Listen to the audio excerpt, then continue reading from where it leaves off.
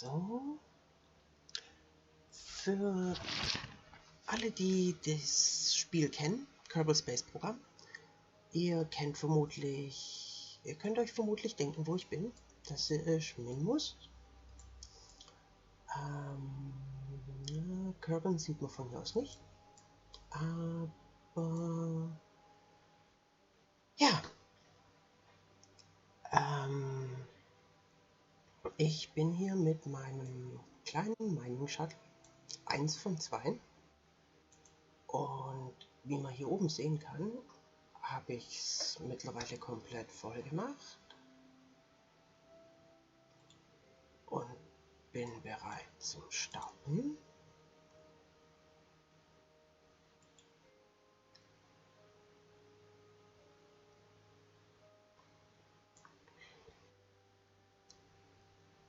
So.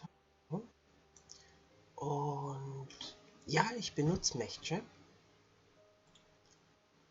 weil ich schlichtweg zu faul bin und keinen Bock habe, jeden Scheiß immer manuell zu machen.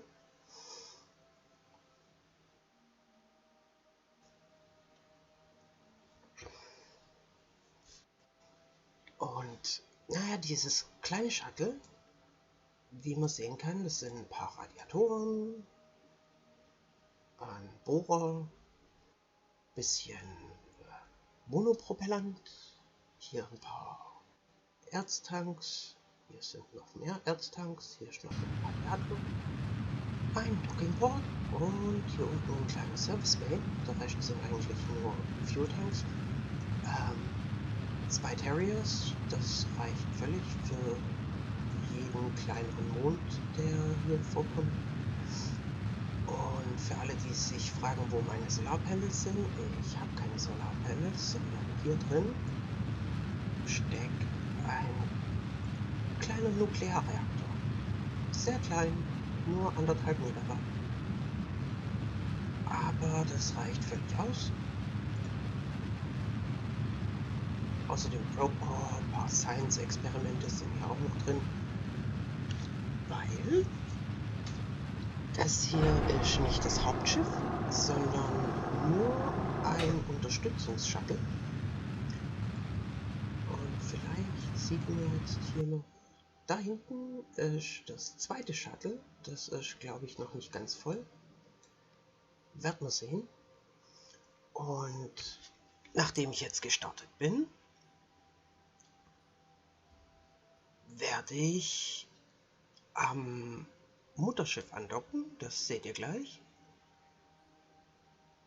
Dann das zweite starten und auch andocken und mal sehen, ob das Erz schon ausreicht. Denn ich bin gerade mittendrin im Refueling, wie man es so schön auf Neudeutsch sagt.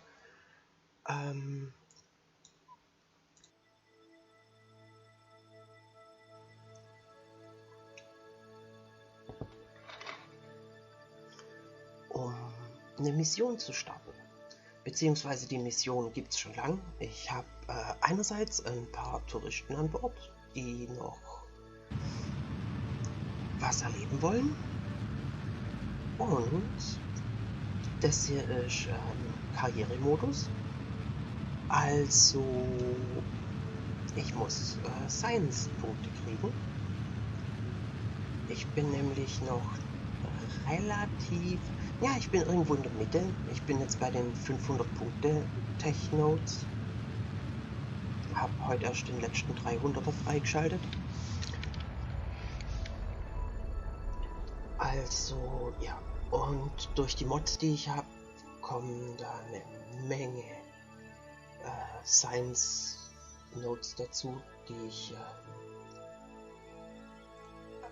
freischalten muss.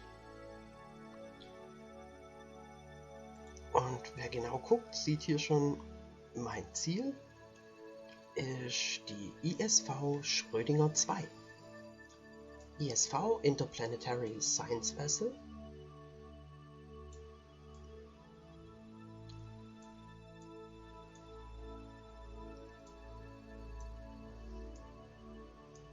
Und Und während unser netter kleiner Mech-Jab uns dorthin bringt,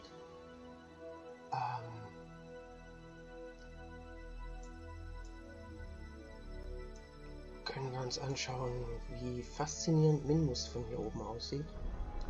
Kleine grüne Kartoffel.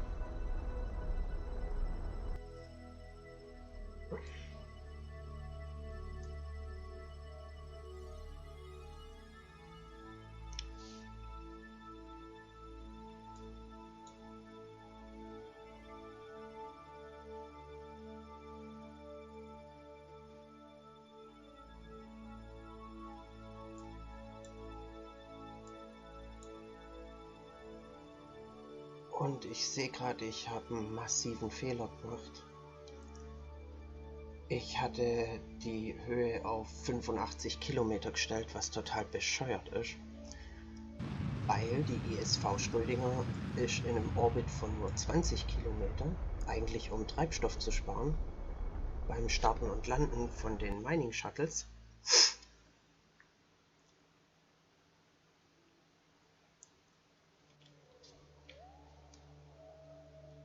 Was natürlich eine geniale Maßnahme ist, wenn man dann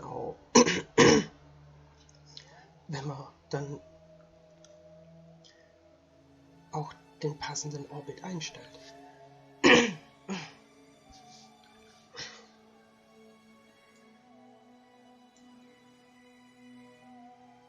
So, to reiterate for the English-speaking viewers, what I just did, I just ascended from Minmus, and in my little mining vessel there, just a tiny mining shuttle, and now I'm heading towards the mothership, the ISV Schrödinger 2. And you might wonder why it's called the Schrödinger 2. That's because I designed another science vessel first, which was totally unusable. It was basically impossible to maneuver. It was way too big. And yeah, so I had to crash it and completely redesign it. And now I've got the ISV Schrödinger 2. And I'm using a lot of mods in this. I'm using KSP Interstellar Expanded and Near Future Electrical, I think, and a bunch of others like the planetary base systems, and also MechJab and Current Engineer, of course, and I also have HyperEdit installed and a bunch of others.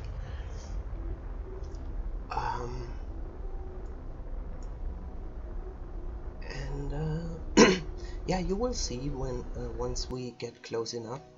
I used mostly base parts to build this vessel because I really like them.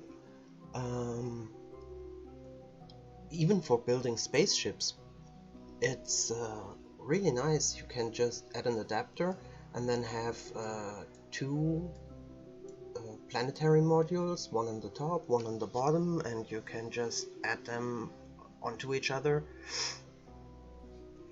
and yeah, you basically get twice the modules in almost the same space.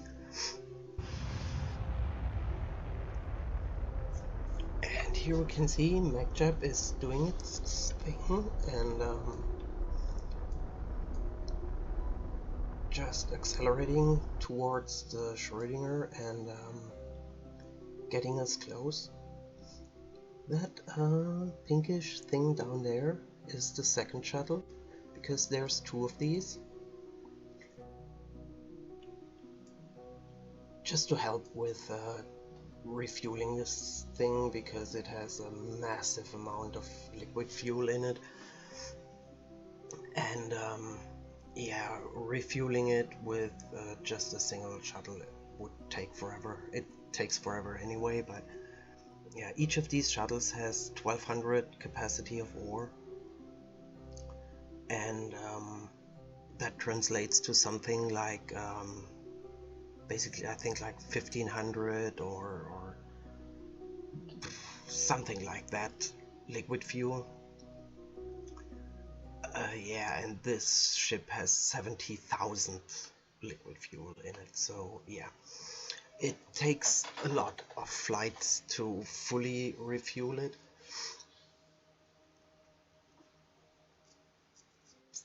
But I hope I won't need all the liquid fuel. I won't have to refuel it up to 100%.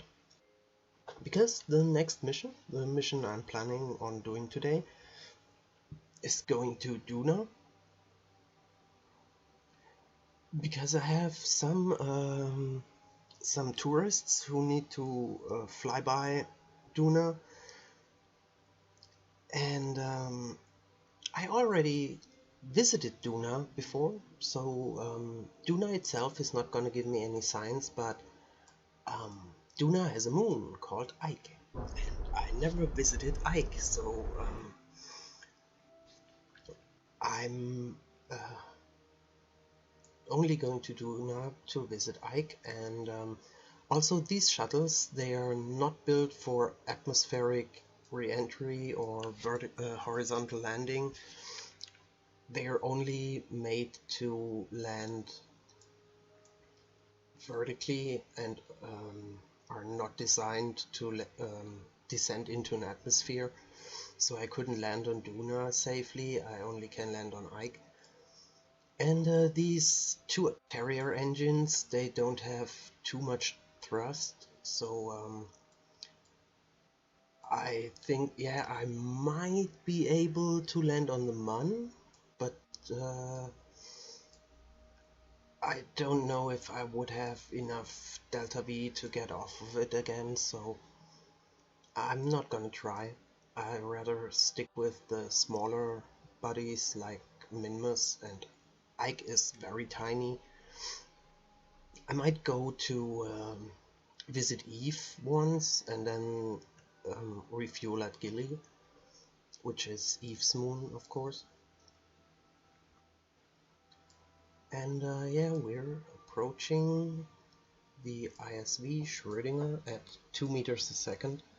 And as you can see, it's 500 meters away, and already, yeah, you can spot the radiators out here. Because this thing is also powered by a nuclear reactor and has a bunch of facilities on it, so it needs a lot of radiators.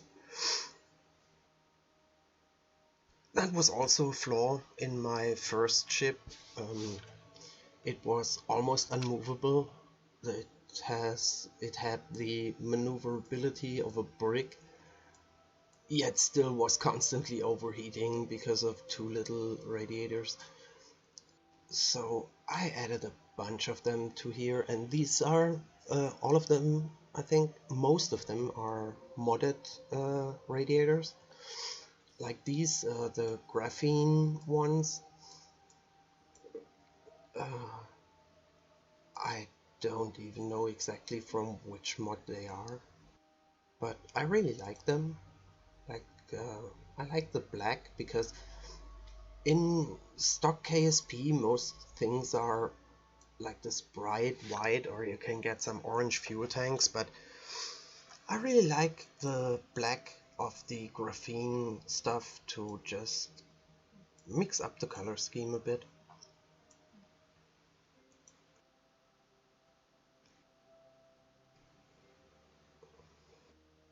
This is also the second iteration of the mining shuttle. The first one I forgot to add RCS, so it worked. It worked quite nice to land and mine and everything. The problem was, yeah, it didn't have any RCS, so docking was basically just putting it close to the mothership and then use the RCS on the mothership to do the docking, which is extremely wasteful.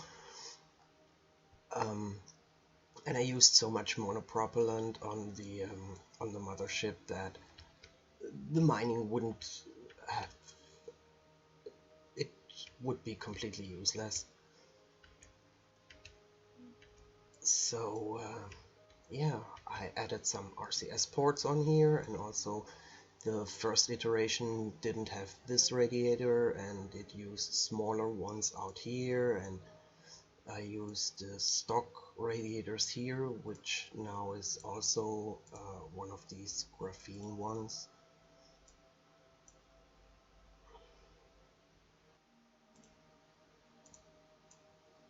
It's just, I just put one additional one on there. I don't even need it, I think. But you know, I can also extend it once the shuttle is docked.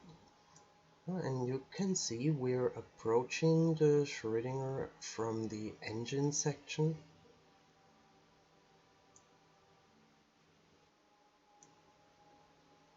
And you see I've placed all the radiators around the sides here.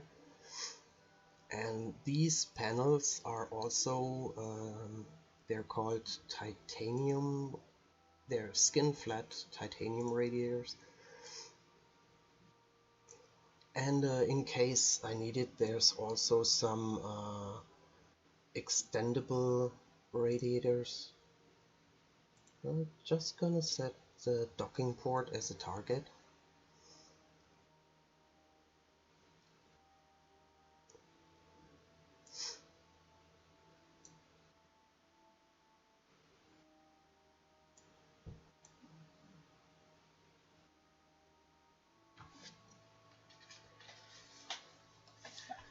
And how this is gonna go is I'm just waiting for there we go, the final braking burn, and it's gonna leave us at 100-meter distance with basically zero velocity with respect to the target. So at that point I can just use the MacJab docking autopilot,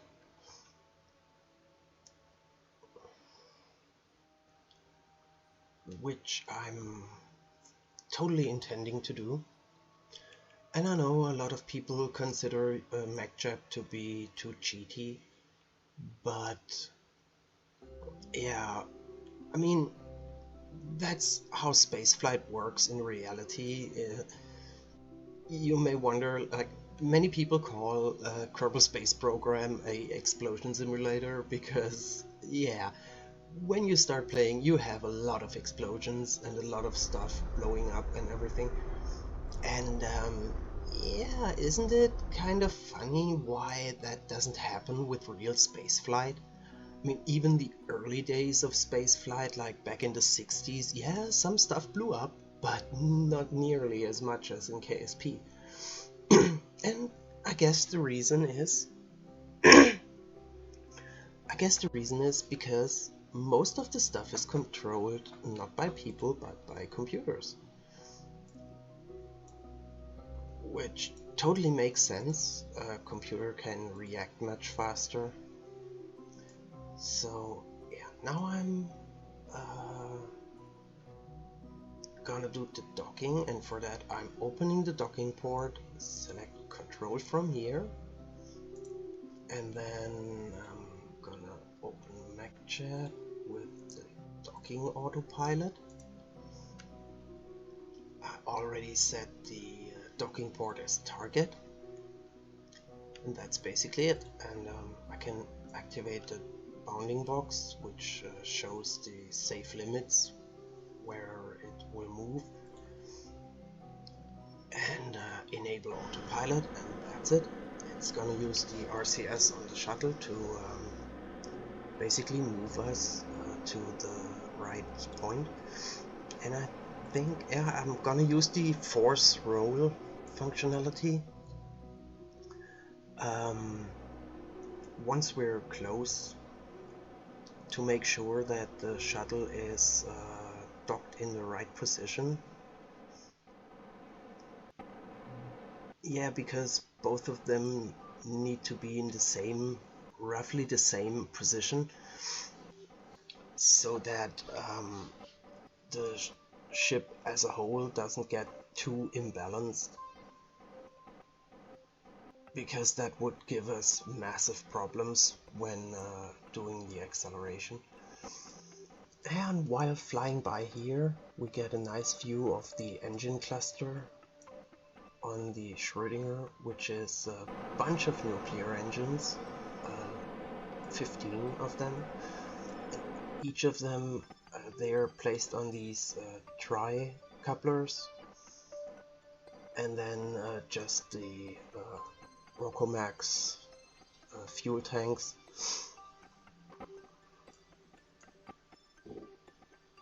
And yeah, the Schrödinger is upside down right now. This is basically what I think of as the bridge, which is a planetary command hub, I think it's called, or control central hub, with a cupola module on top.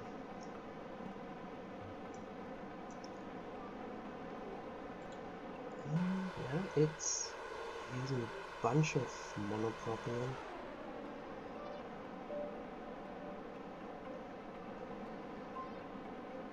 But of course, this little shuttle, it has like, I think the mass without ore is something like 17 tons, and then it can carry up to 12 tons of ore. But it has expended a lot of its fuel, so yeah, let's say around 20 tons. Whereas the Schrödinger, when it's fully fueled, it's like 500 tons. Or is it 500,000? I'm not sure.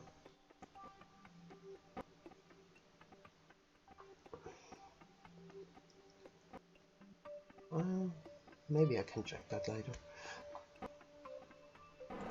Does the... yeah, that shows it. Yeah, we're right now at 25 tons. Let's see how much it is once we're docked. Now I'm gonna activate the force roll, but I think I need to set it, if I want the shuttles to be docked backwards with the cockpit to the front, I think I need to set it to 270 degrees.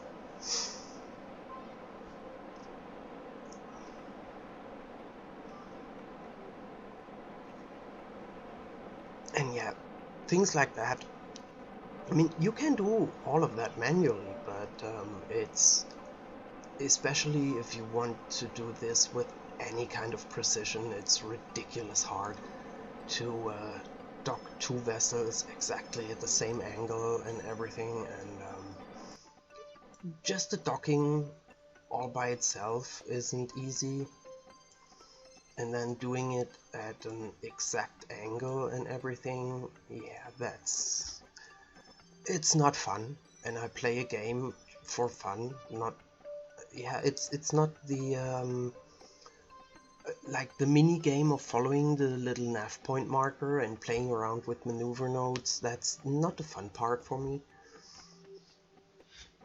I have more fun in designing spacecraft and then thinking up the missions and everything, and not executing maneuver nodes. So yeah, I used MechChap for that. And as I said, I think that's kind of realistic, because the pilots on any spacecraft whatsoever, they don't sit there with a pen and paper and calculate their trajectories and everything. That's all done beforehand by computers. So yeah, I'm just doing it the way it's done, really. And yeah, you can... we're getting a nice view of this huge reflector dish. They're not really visible, but on the underside here of the ship there's two small antenna feeds, one relay and one direct, that both point at this reflector. And yeah, the relay one acts as a relay, which is quite powerful. I also have these two communitrons. They're just there for redundancy. In case one of them breaks for some reason, I have a second one. And then the large dish acts as a relay for these, and also as a direct antenna for the shuttles. They have these little antennas down there.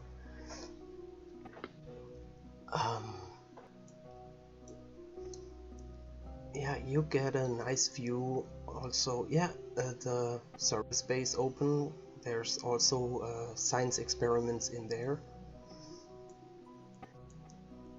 As I said, a lot of radiators.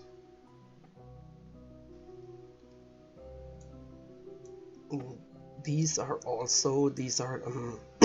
extendable graphene radiators, but I don't think I'm gonna need them anytime soon. They're just there for in case of an emergency. Let's say if I were too stupid and crashed one of my shuttles into these radiators, then the extendable ones would provide at least enough cooling so I could get home basically without exploding from overheating. And then here you can see the ISRU. This is from the planetary base mod. The planetary ISRU, and there are hidden beneath these two radiators, there's a nuclear reactor. Also have a greenhouse, which doesn't work when it's not landed, so that was kind of a waste, but it looks nice, so whatever. There's a habitation module, and down here is a science lab.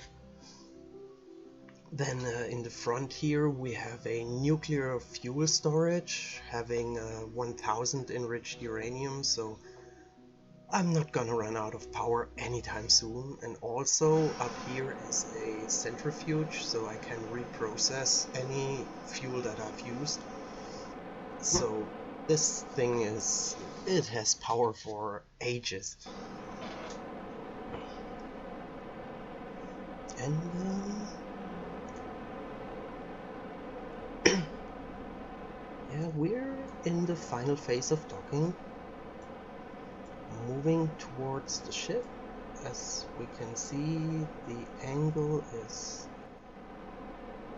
almost perfect. Maybe it is even perfect. And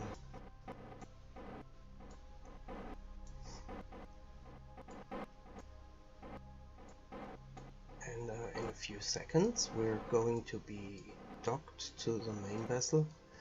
And yeah, you can see like here and back here I've also got some of the stock radiators. Basically I covered every free spot that I could find in radiators, because yeah, there's a planetary that planetary nuclear reactor puts out a lot of heat, and also 15 nuclear engines put out a lot of heat. And yeah, what else is on here? Like, yeah, I've put these Sentinel telescopes mostly just for optics, but also they are a science experiment. And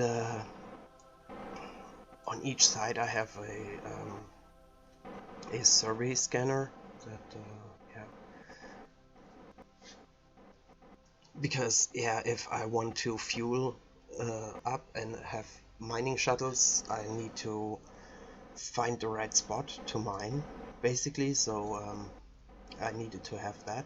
And then in the front I have just MK3 cockpit, which is scaled down a bit with tweak scale to fit on here, because what else do you put in the front of a ship if not a cockpit?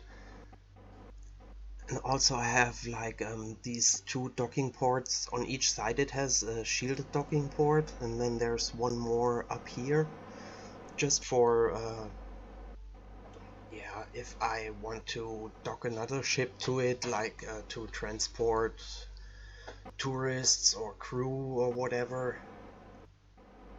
And then in the front there's a docking port junior, because I have a space station and that still has some junior docking ports. And yeah, you can see we're getting close to the port. We're about to dock.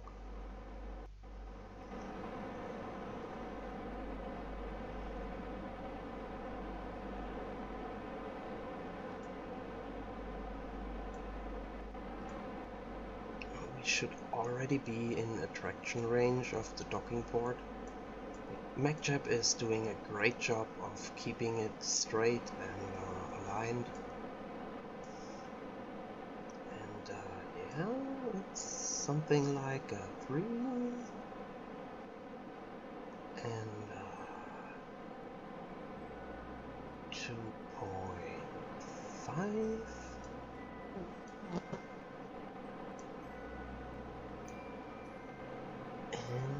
And yeah, come on, do it. There we go, bam. Now we're docked, and you can see, yeah, we have like almost 40,000 of the 71,000 liquid fuel this thing can hold. And the ISRU has already kicked in. It's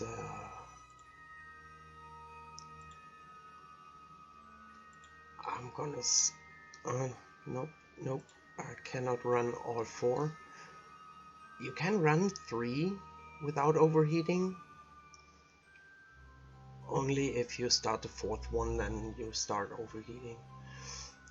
And the Schrödinger 2, it doesn't have any oxidizer tanks because it doesn't need it, obviously, but yeah, the mining shuttle does need oxidizer, so I have to provide that as well.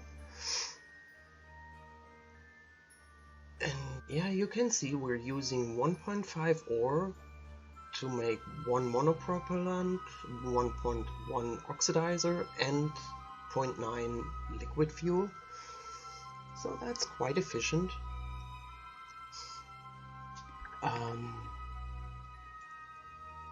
So now I'm gonna take a tiny little break, go for a pee, and then look if the other shuttle is already full and start it as well to get its ore on here.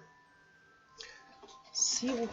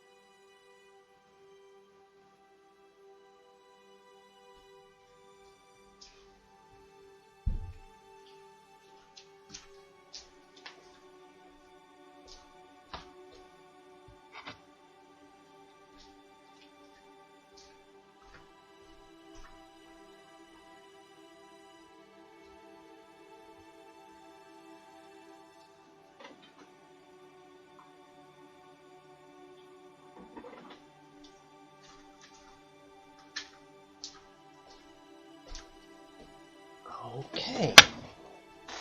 Oh, that was my coffee cup. Hope that wasn't too loud. Because yeah, it's 8 o'clock in the morning here, and I'm still drinking my breakfast coffee. Yeah. So while the ship is processing this, I can go to map view and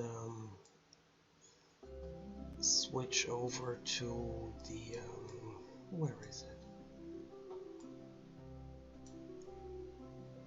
Schrödinger's cat. There it is. Switch to that.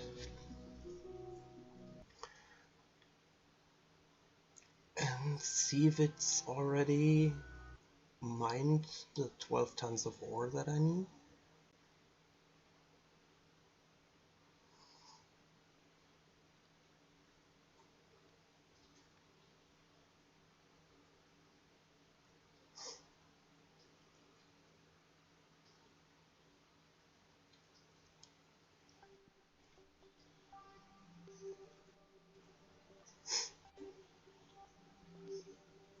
Yeah, and as usual, just by switching to the ship it kind of bounces. But yeah, we're full of ore, so we can just retract this one and retract the panel. And then get back to map view for a moment and select the Schrödinger as our target. And then we use the ascent guidance from MacJet and set the orbit to 15 kilometers and launch to rendezvous. Ah, wait a minute. Auto warp, launch to rendezvous and engage autopilot. And now it's going to wait for the perfect moment and launch us to the right trajectory. Anytime now. 3, 2, 1, and lift off. Going to retract the landing gears. Or landing legs, I should say. And this time I should use a lot less fuel. Because, yeah, 15 kilometers, we already almost have the apoapsis of 15 kilometers.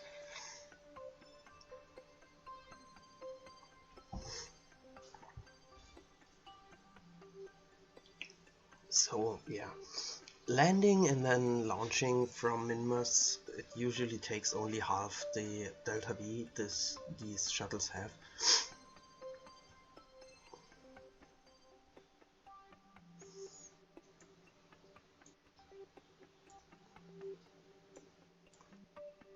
And yeah, up there already is the Schrödinger 2.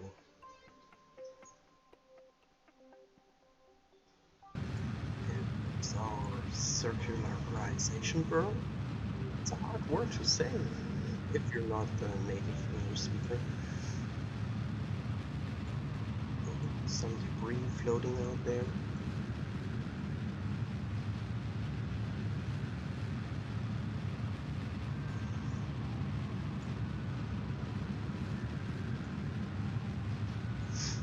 And yeah, as I said before, the Schrödinger 2 is at 20 kilometers of altitude, and I'm going up to 15, so I'm in a lower orbit, which helps with doing the rendezvous. And there was this stupid, I don't know who came up with the idea to switch the camera angles automatically whenever you ascend from somewhere. That's totally stupid in my opinion, but yeah. So engage the rendezvous autopilot. And what the ascent guidance also does is it launches you in the right direction and the right orbital plane, basically, so you only have to do very small adjustment. As you can see, it's only something like 6 meters per second.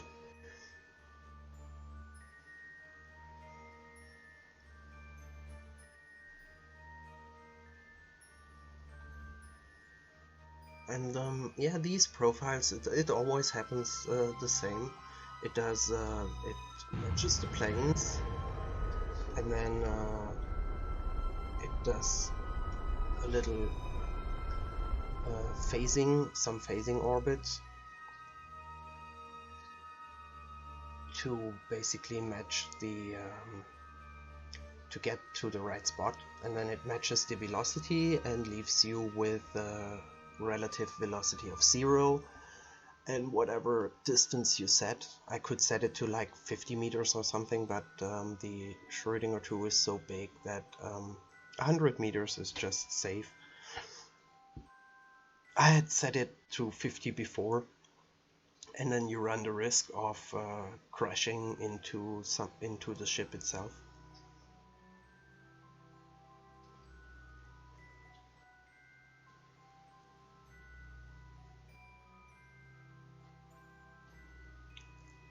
And yeah, it doesn't seem like it, but I think it's still matching planes, as it says down here. Status matching planes. And the Kerbal engineer says we're at 0.05 degrees relative inclination. It seems like MacJap is not happy with that.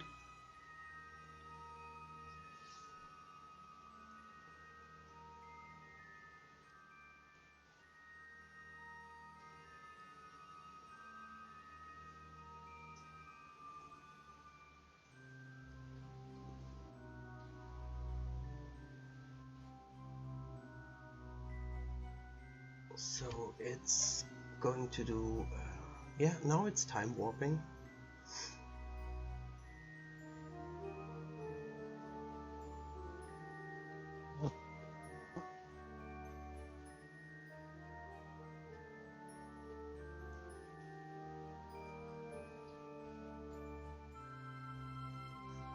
At 0.1 it could have used just the RCS to do that, but oh, whatever.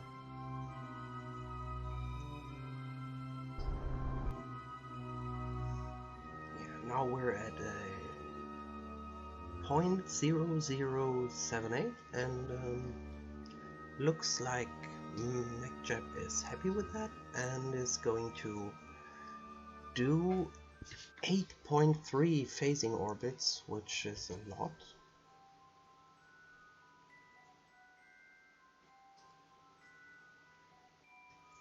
And for some reason it doesn't want to time warp more than 100x. But you can manually accelerate that.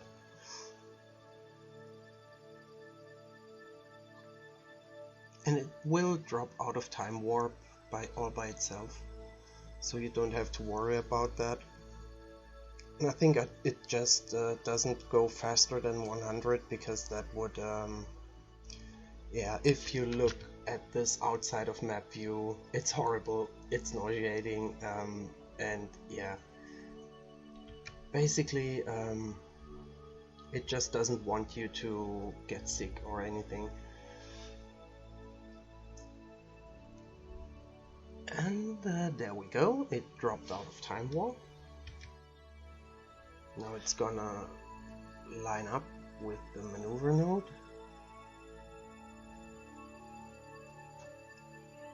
And we should already be kind of close. Yeah, there it is.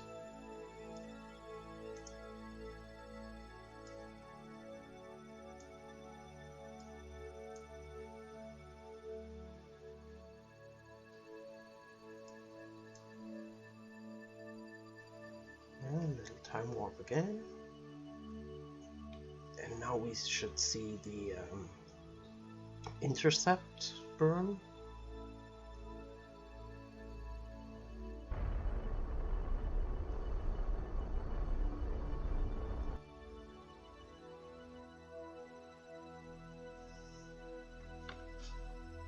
And then it's preparing to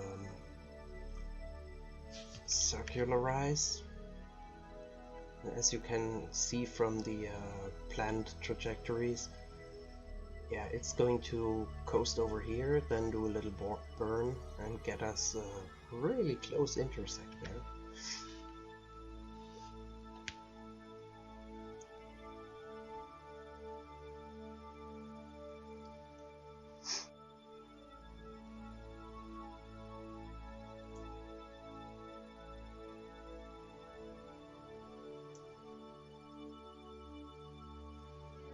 And yes, there are lags every now and then. What I've realized when playing KSP, it eats up a lot of RAM, a ton of RAM. I have 16 gigs of RAM and another 16 gigs, I had 16 gigs of virtual RAM, and yeah, it eats that up, no problem.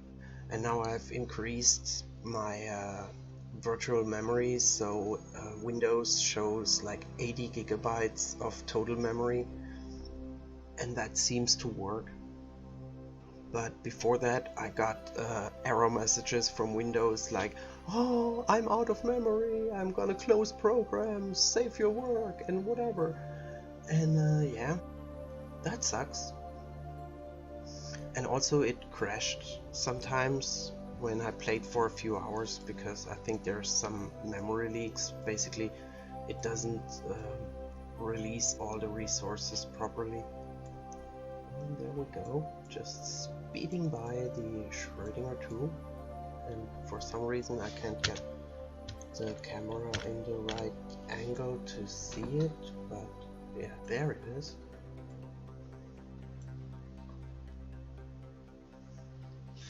It's gonna match the velocity, and then we're on intercept course.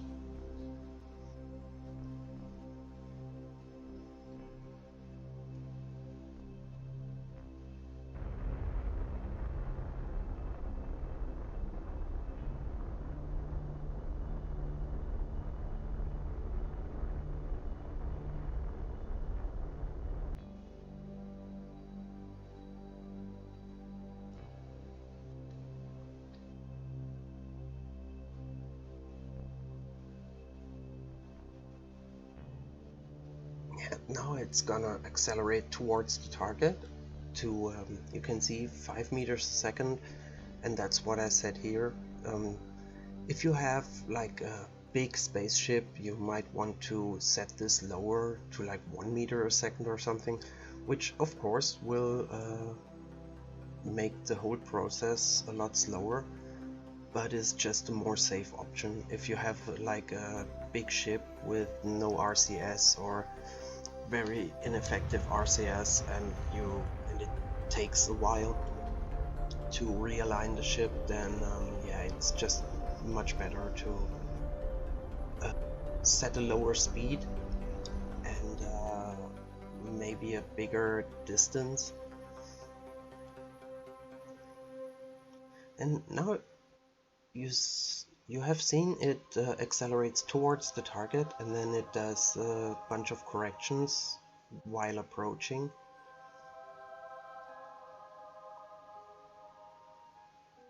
And I can already open the docking thing, and if you open the docking autopilot, it tells you what you have to do. Basically, you need to set your target to the docking port you want to dock to, and then you have to select the control from here on the docking port you want to use to dock.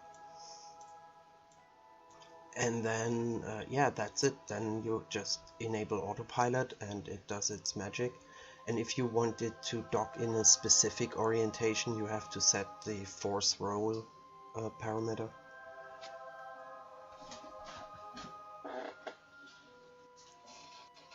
And yeah, now we're just approaching. And for some reason the rendezvous system disables the auto warp feature on its own. As you see, if I try to enable it, it gets switched off automatically. I think that's because on the final closing in, it wants to do a lot of like correction burns, and that's why it doesn't auto warp in this phase. Now what I have to do manually is get to the right side of the ship, because as you can see here, there's our other shuttle docked, so I want to dock on the other side of the ship. And yeah, I'll have to manually drift over to the other side basically, but that's not gonna be a problem. I'm just waiting for the distance, for the auto rendezvous to complete, and then we're at 100 meters, and I just use RCS to get to the other side and close enough to select the docking port. So yeah, even with MacJab there's still some things you have to just do manually. As you can see, we still got half of the fuel and oxidizer left. So that's more than enough for landing and ascending from small bodies such as Minmas.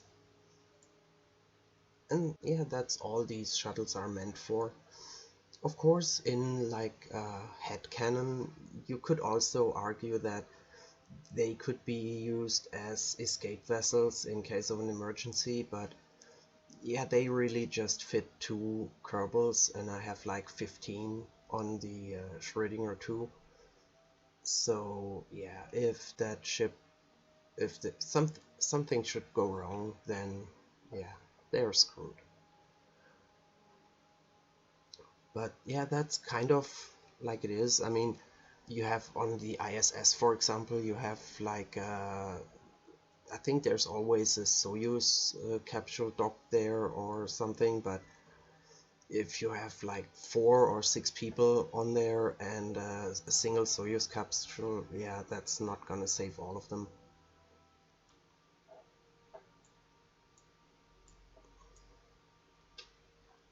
And yeah, these shuttles, they have a probe core inside here, so they don't need a pilot to work. And I also put a I can show you.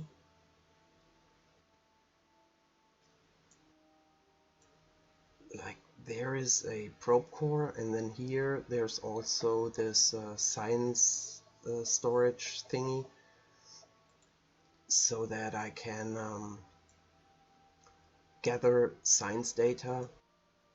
So the plan is that I will place the Schrödinger 2 in a relatively high orbit, and maybe just do the high orbit science from the Schrödinger itself, and then when descending towards mining site, I do the science in low orbit with the shuttle, and then store that and do the science again on the ground. Which, now that I think of it, I only have 1 mystery goo on each of these. And of course I don't have the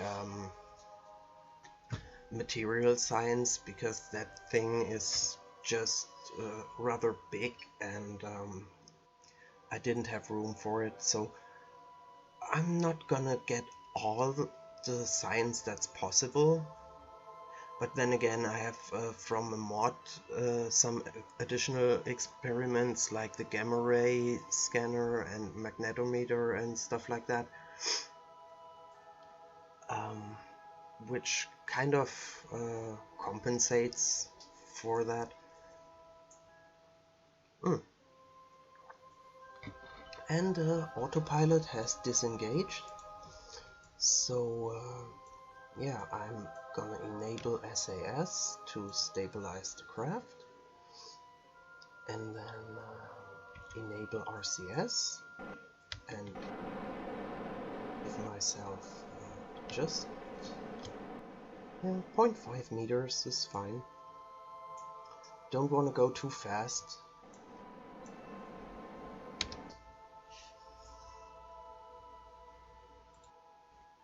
I won't need that anymore.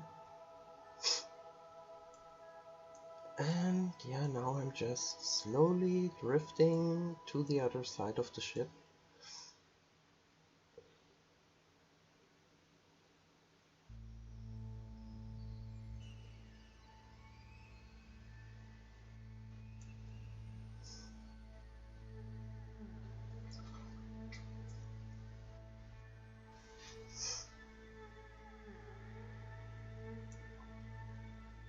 And yeah, I'm thinking about doing another iteration, another science vessel. I'm already thinking about the next one, even though I didn't even finish the first mission of this one. But yeah, I think I'll build another one without the greenhouse, which doesn't work in orbit but only on a planet. But I'll add more science labs to be able to store more data and do more research on it, and also maybe add more crew habitation modules, because right now I have like 10 spots for just people, and then 2 in the cockpit and 1 in the cupola, and 2 scientists I think in the lab, and then 2 people can be in the greenhouse.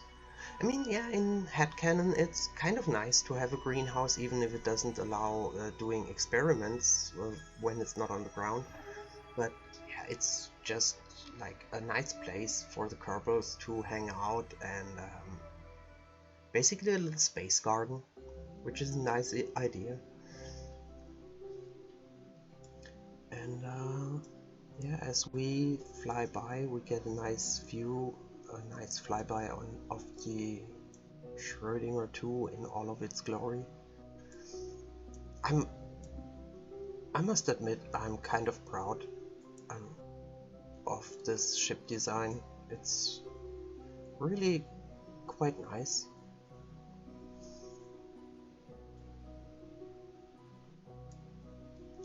And I think I'm gonna stick with the general shape, but I hope that on the journey of this ship we'll get enough science to unlock some more powerful engines, or more efficient engines than the standard nuclear, because yeah, they are quite efficient, because they don't use oxidizer, they only need liquid fuel, and they're efficient, but they don't have a high thrust. And even with 15 of them, yeah, we have burn times of like 5 minutes or 10 minutes or 20 minutes or something. And that's another reason why I use MacJap, because I don't have the nerve to sit here and basically just watch a 20-minute acceleration burn. In that time I just engage autopilot and then go somewhere, make food or something.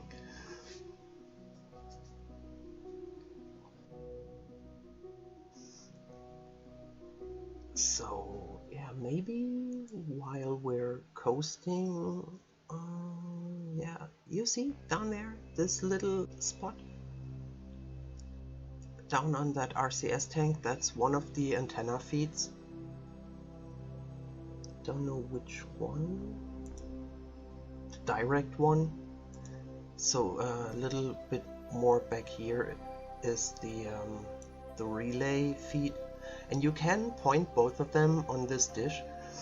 And the point is, these feeds alone, they only have an antenna rating of 5K, so they're not very powerful. But this dish gives a 9 gig boost to that, so that's 5K times 9 gig, and that's like a lot, basically. So yeah, this thing can it can connect from Duna to Kerbin, and also it can basically connect to the shuttles from anywhere.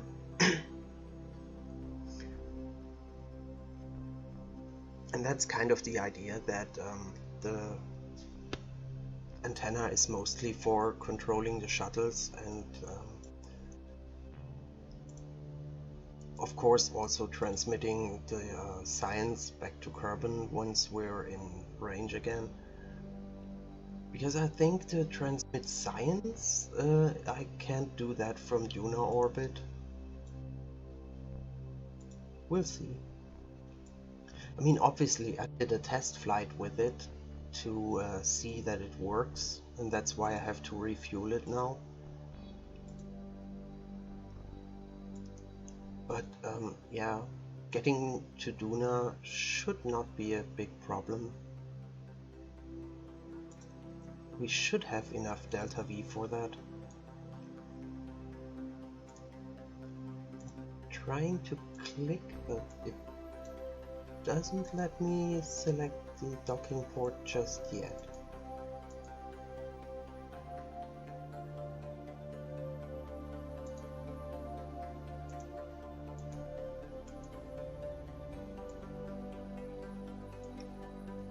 Yeah, nice view of the bottom radiators here. And these outer ones, once we start accelerating and all these nuclear engines put out heat, yeah, they start glowing red. So they get pretty hot.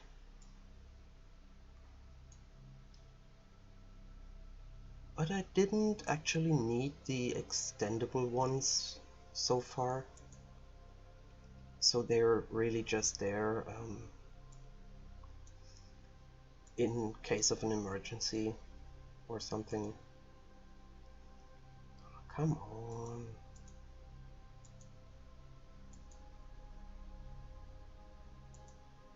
There we go. Set as target. And then select control from here. And then select force roll to 270. And enable autopilot.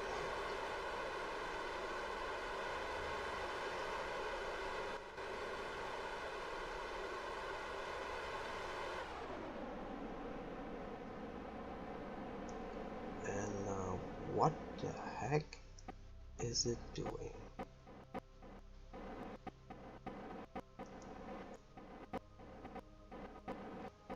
Oh yeah, it wants to get to a safe distance before doing all the correction and coasting and stuff like that. But it's fine, it's gonna be fine. We've got a lot of monopropellant in here. 180, that should be more than enough. And yeah, we're coming in with another load of ore.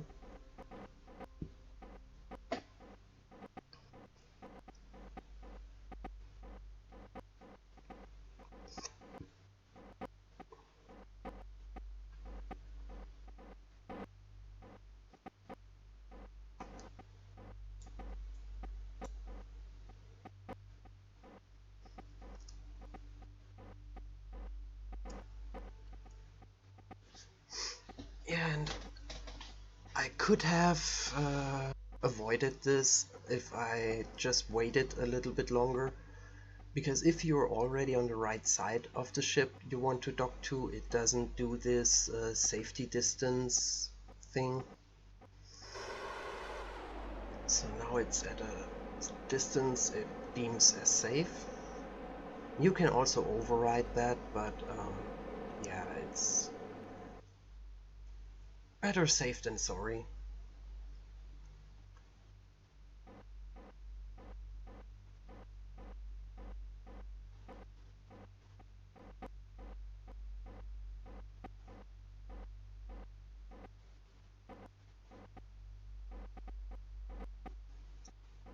And I think it's going to go to like 60 meters. And yeah, you can see I have also set the speed down to 0.5. I think by default it's 1 meter per second, which is fine for a small craft like this, but yeah, if you have a big shuttle or something, or like when I tried to dock the Schrödinger itself to my space station, yeah, the problem is accelerating it to 1 meter a second takes a lot of RCS fuel, and then decelerating it takes a lot again, so that's not efficient. Basically, the higher you set the speed limit, the more RCS fuel you're going to use. And yeah, but the lower you set it, the longer the maneuver is gonna take. So yeah, oh, and on this port, I can see now that it's orienting the other way. So I have to set 90 on that side.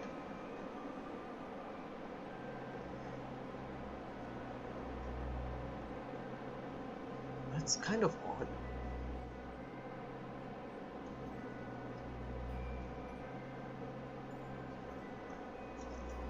Yeah, but the problem is, the way I built this is like, you can see this is the planetary central hub, and then there's the base to small size adapter, and then these are 1.25 meter parts, and for some reason you cannot use symmetry, so you have to design or build each side separately. And yeah, that means you have to also place each part on each side, and yeah, I guess I messed up the orientation, and these docking ports, they're round, you don't easily see the orientation on them, so I guess that's why one of them is 180 degrees of the other one, but it's not gonna be a problem.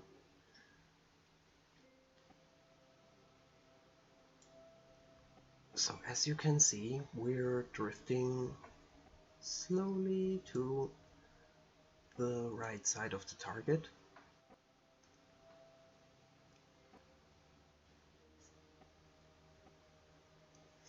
And yeah, this is gonna take a while, of course.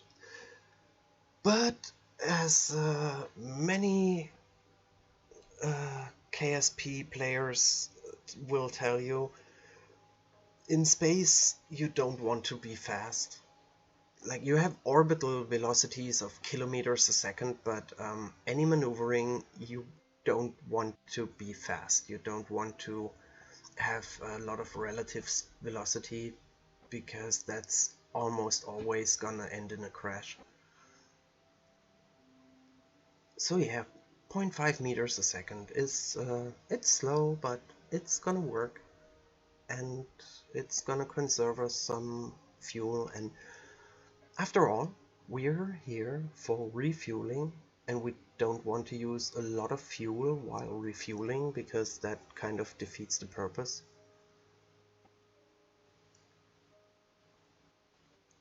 And yeah, let's see how much fuel we're gonna get out of this ore. Because of course we first have to replace the like, we used something like 300 liquid fuel and 300 oxidizer, 360 oxidizer, and also some monopropellant, and yeah, we have to replace that, and then only what's on top of that is going to go into the liquid fuel tanks of the Schrödinger.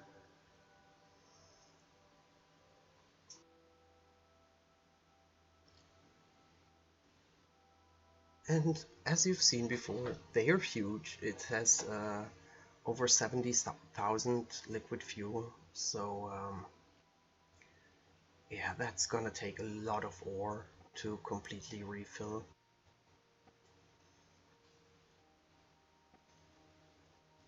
I think if you want to completely fuel it up 100%, it's gonna be like something like 100 flights with these shuttles to completely fill up the tanks. And now that I think of it, that kind of sucks. But then again, that's just the way it goes. I could build a tanker on Kerbin and then launch that to fill up the Schrödinger once. But I basically wanted to try the refueling process to just see it work and see if it would be feasible at all. Because this is the first time I'm doing this mining, drilling, resource stuff. And yeah, I just wanted to see if the shuttles work and if they are stable for drilling and get enough ore, and if it would be beneficial at all, because if the shuttles are too inefficient and use too much fuel, then you use more fuel than you get, and that's nonsense. So yeah, that's why I'm doing this mission, this testing phase.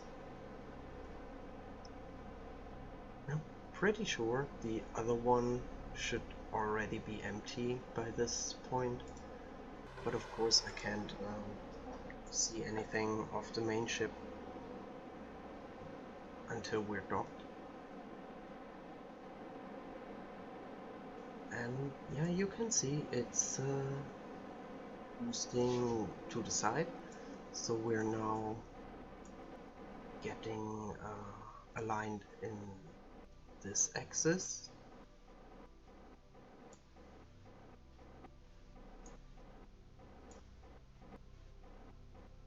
Coasting towards the ship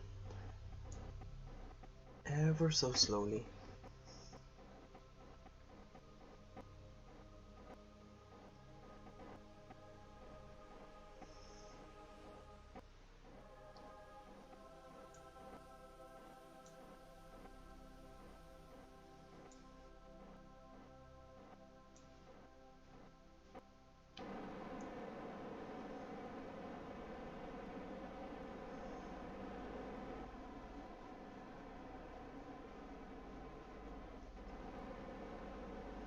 Yeah, boosting towards the ship here.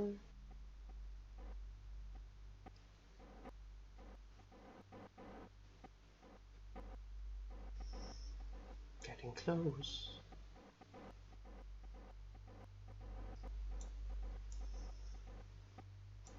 And it already nicely aligned itself to dock in the right angle. That's all looking just perfect. Yeah, I think I massively overscaled these radiators. I could have gone with a lot smaller. But it'll be fine. And once the shuttles are docked, these radiators will add to the radiator surface of the Schrödinger itself. And I think these graphene ones, they're more efficient in space, while yeah, I hadn't unlocked them before. And these are basically more meant, these are the titanium radiators, and I think they're meant mostly for atmospheric use, so they're not fully efficient in space.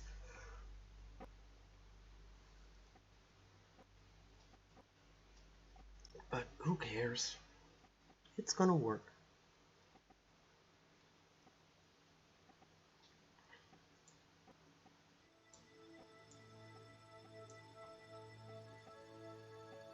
Yeah, you can see it's lining up with the docking port.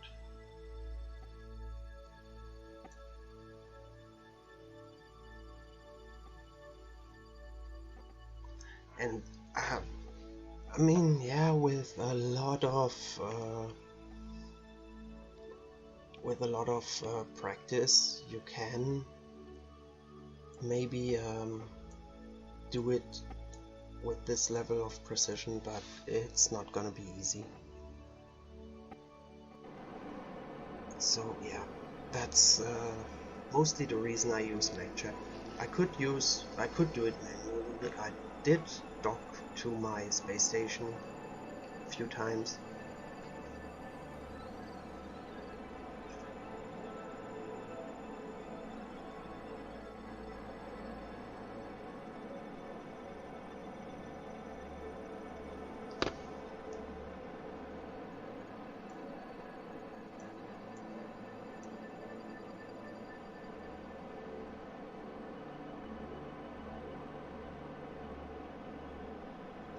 Yeah, moving forward to dock. So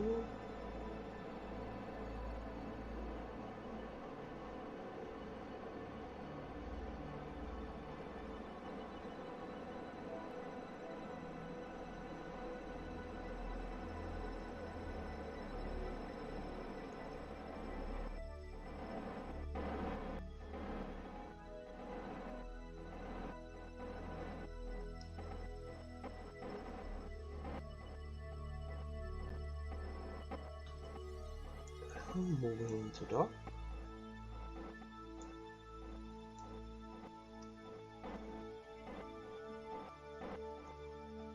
And it's just a matter of seconds now.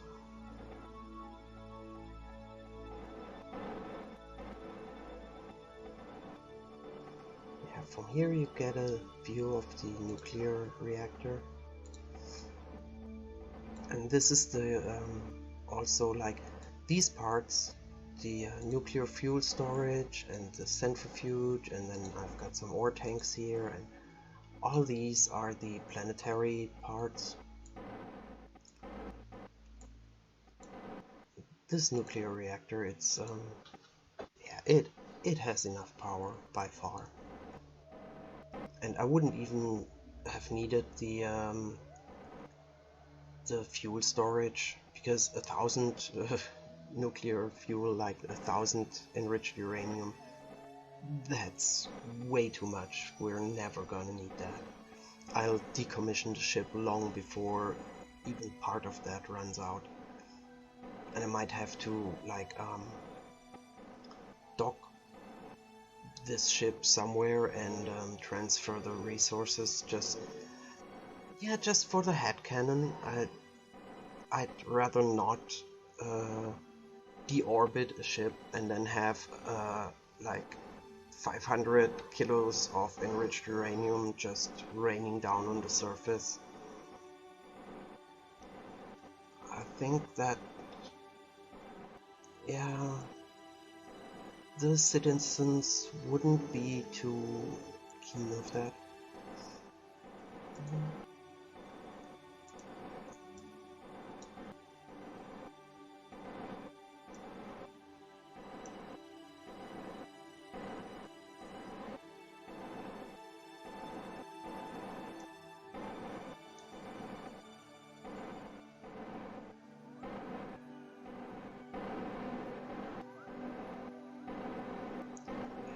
Getting close now.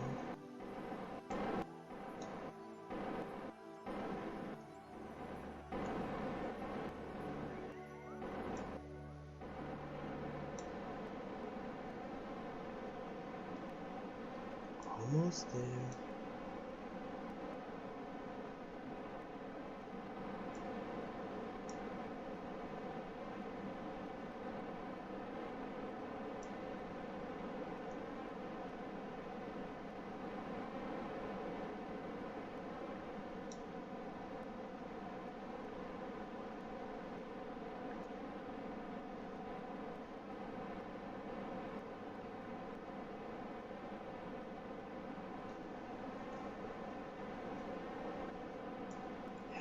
It's gonna happen.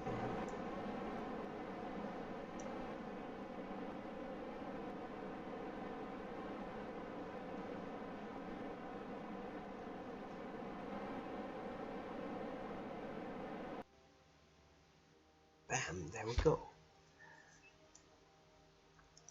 Yeah, and as you can see, they are both docked perfectly straight to the ship. Nice. I couldn't have done it with this precision on my own. And yeah, the other 1200 ore had already been used up. So the ISRU kicked in and is working away. And I see, aside from the oxidizer, yeah, we're at 42,000 liquid fuel of 71,000. And yeah, these values are totally bogus.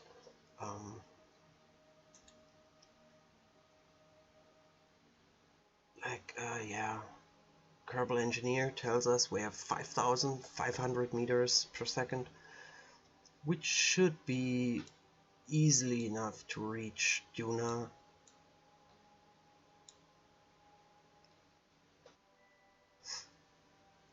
But I'm just gonna speed up time.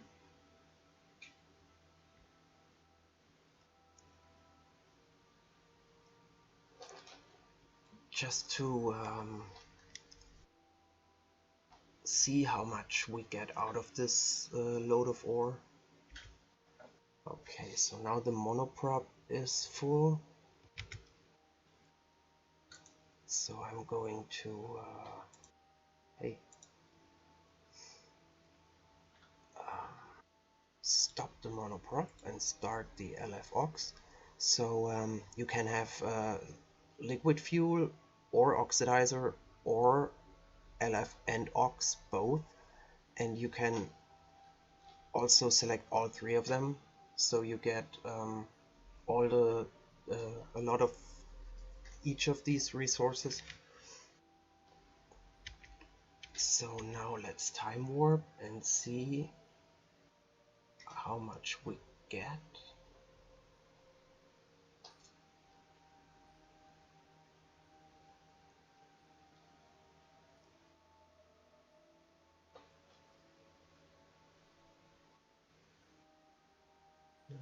Oxidizer is about to fill up.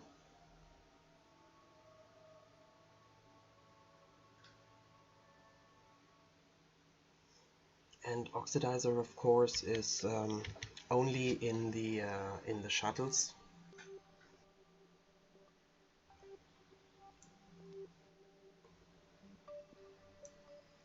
So now we can stop the LF Ox and stop the oxidizer and just have the liquid fuel one running.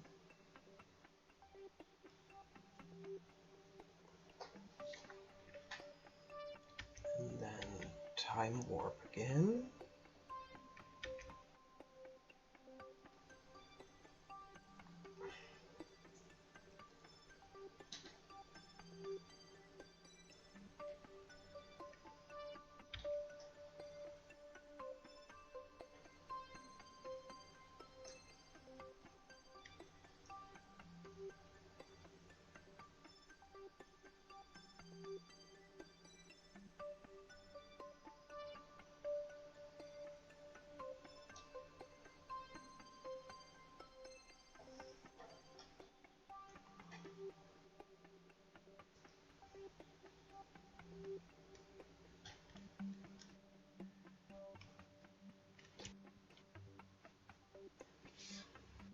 So now that's done, we're at 5,500 meters a second, 5,800, and we had 5,500 before.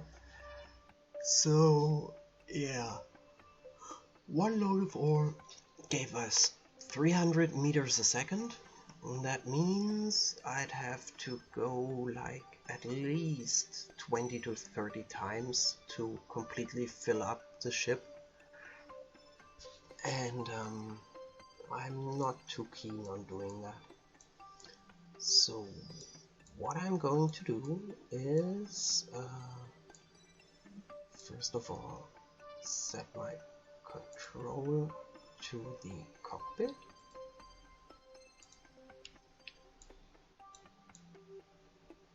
And then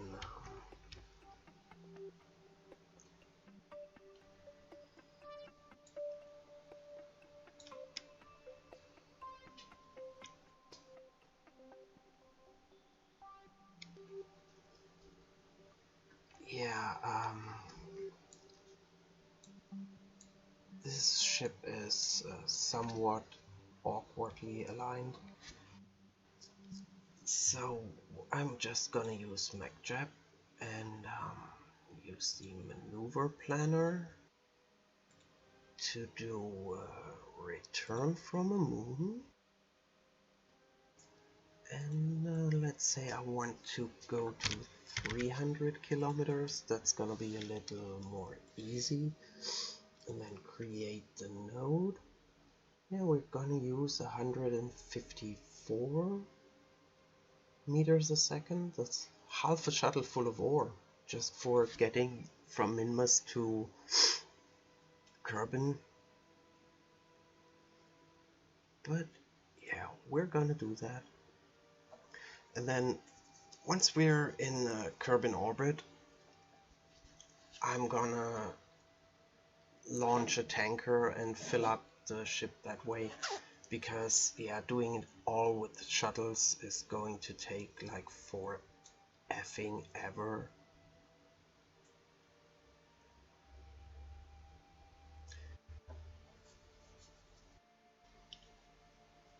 And you can see, yeah, the orienting the ship. I've put a lot of SAS wheels on here. Like there's wheels on each of these 5 tanks, and then in line with them, and then here's more wheels, and then here's somewhere's another one, and there's another one, and there's another one, and there's some on these sides here, but still it's rather slow. And a ship like that, docking that with something, yeah, it takes a lot of time. And oh, where was this window? Ah, here. Yeah, we have a mass of 400,000, so 400 tons, and when it's full it's over 500.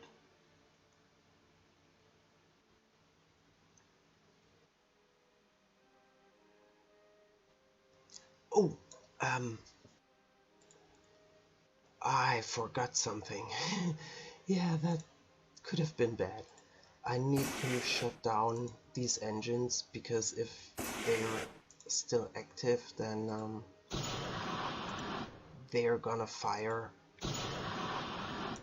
and I don't want that, because they would fire directly into the radiators, and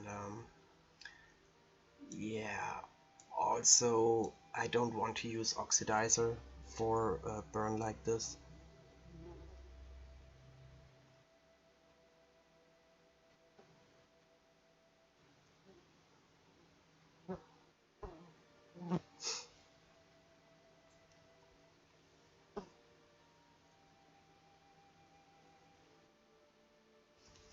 Yeah, that could have gone very wrong.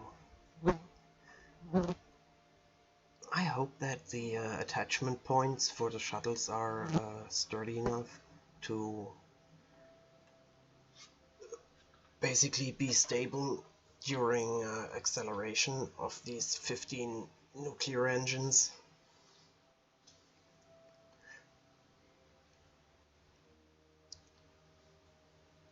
I mean, the ship itself is rather sturdy. I used a lot of auto strut, and then on top of that did some manual struts. So that's not gonna be an issue. But these, and also I turned up the docking force to 200% on all the docking ports, but still, I'm not sure how stable they actually are, and how much acceleration they can withstand.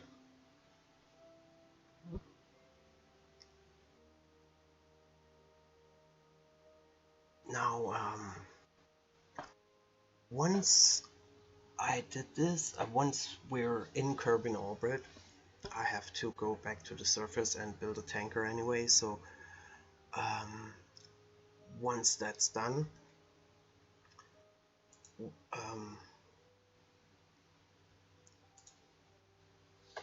I can also show you another modded thing in here, because yeah, I also have some other mods that are kind of interesting. I had to, basically, because once I installed all of the like near future propulsion and electrics and interstellar and all these mods, they all add a lot of science nodes you have to or can research. Yeah, but you need a lot of science points to do that, and there's only so much science you can gather in the Kerbin system itself. So even though I never, so far, I went to Juna orbit with Kerbals and landed on Juna with a little lander, and I sent a rover to Eve, but yeah, that's basically it. I didn't get to Moho or any of the outer planets at all. So yeah, there's still a lot of science I can do, but there's also a lot of science nodes, and now even in the middle of the tree, every node is 550 science, and there's some nodes that take thousands of science, so I'm gonna need a lot of science, and I doubt I can get so much from the Kerbal system alone.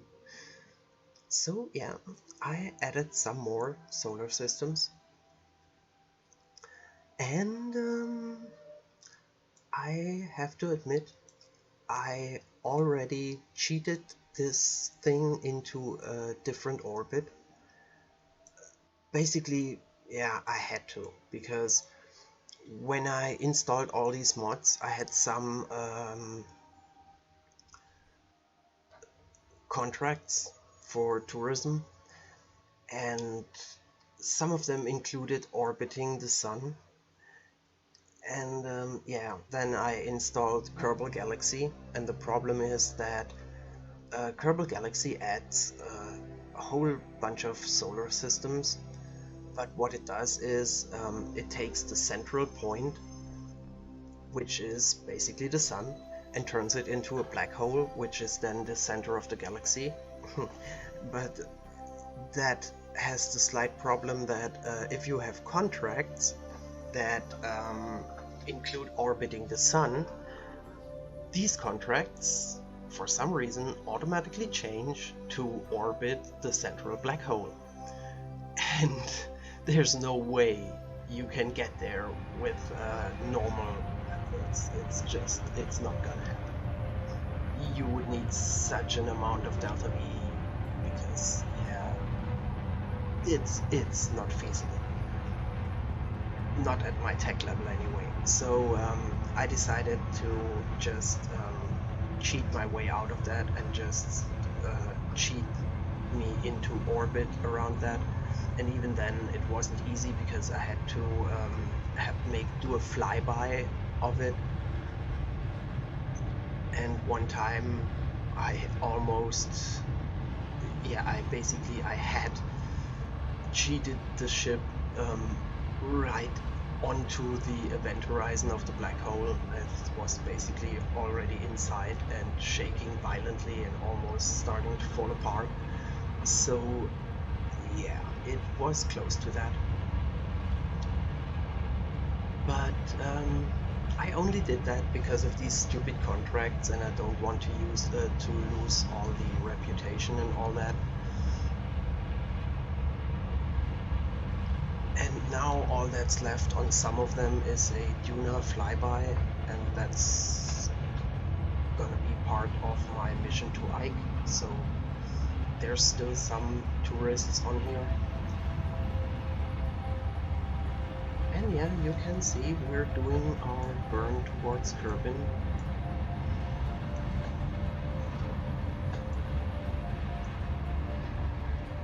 Nicely firing these 15 nuclear engines. I really like that. This layout.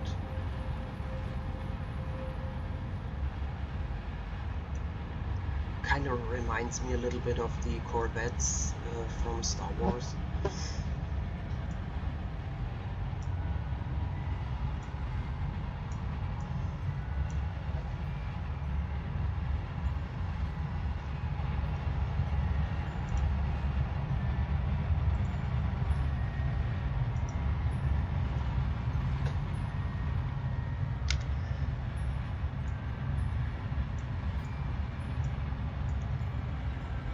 While that's still doing its burn,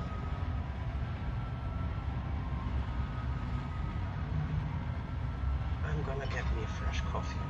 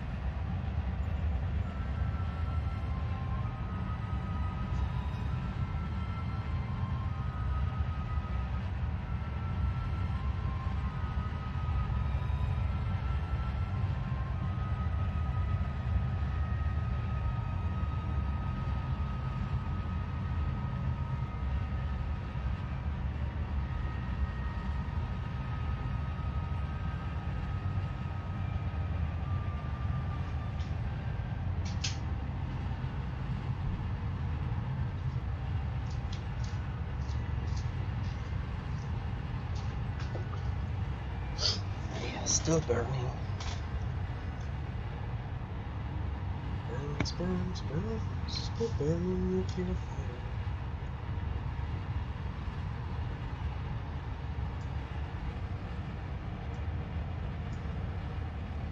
Yeah, beautiful view of curbing there, and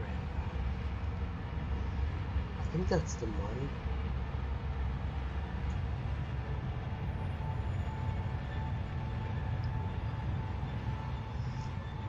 I wonder if one of these stars is from the Galaxy mod. Does anyone know that? If the stars from Galaxy mod are visible?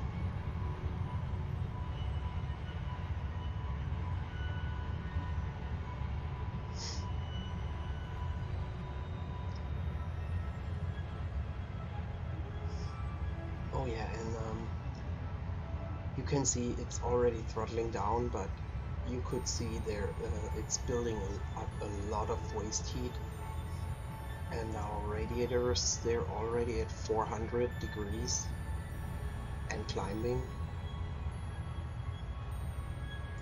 and this was just a rather short 1-minute burn.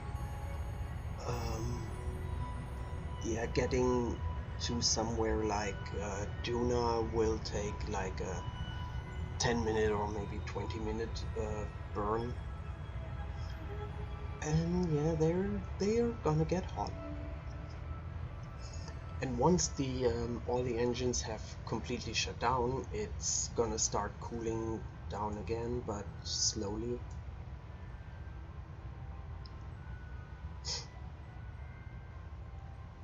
And what I've done is, like, if you click on here, the flow priority is always like -10 by default, but on the outermost panels, oh, for some reason that, yeah, these outermost I set to +5, so they absorb the heat first, or they absorb most of it, and that's just so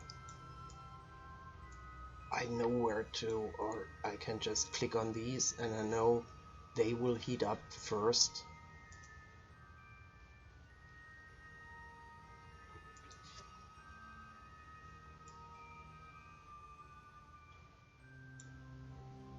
Yeah, still above Minmus.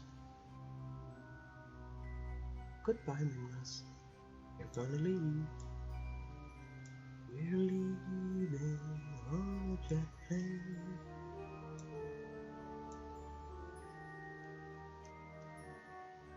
And yeah, of course it's upside down, which I don't like.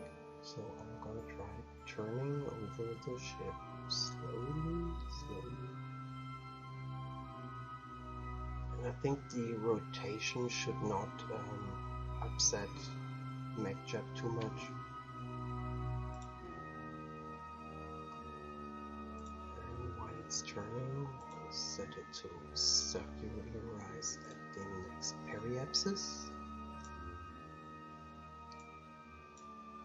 And there we go. Now we have the bridge up again. That's the way it's supposed to be.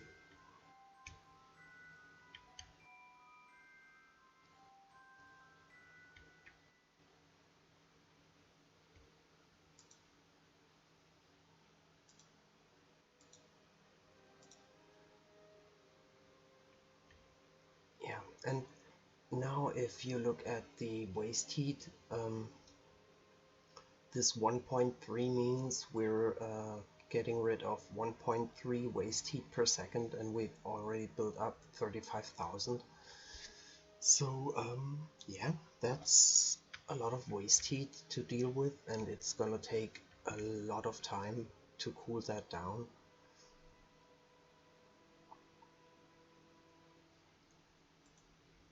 And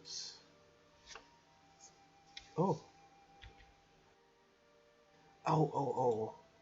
I made a mistake. I have to wait for the escape before creating that node, because we're still in the sphere of influence of Minmus, and then it wants to circularize around Minmus, and I don't want that. So yeah, we have to wait for our escape, and then we're gonna drop down to Kerbin.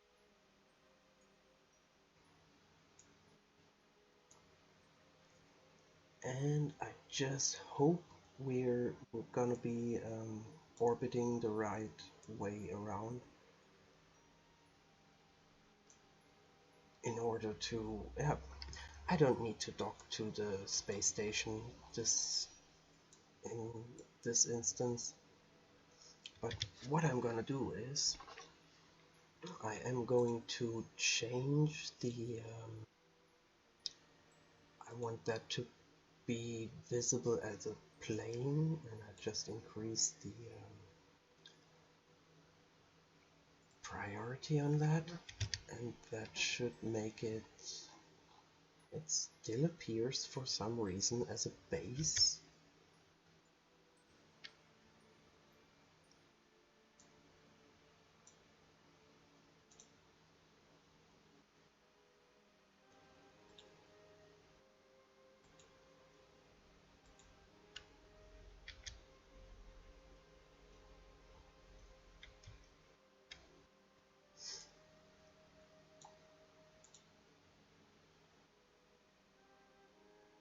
Let's see. I have multiple things in here that count as a command pod. Let's see. Set this one to plane.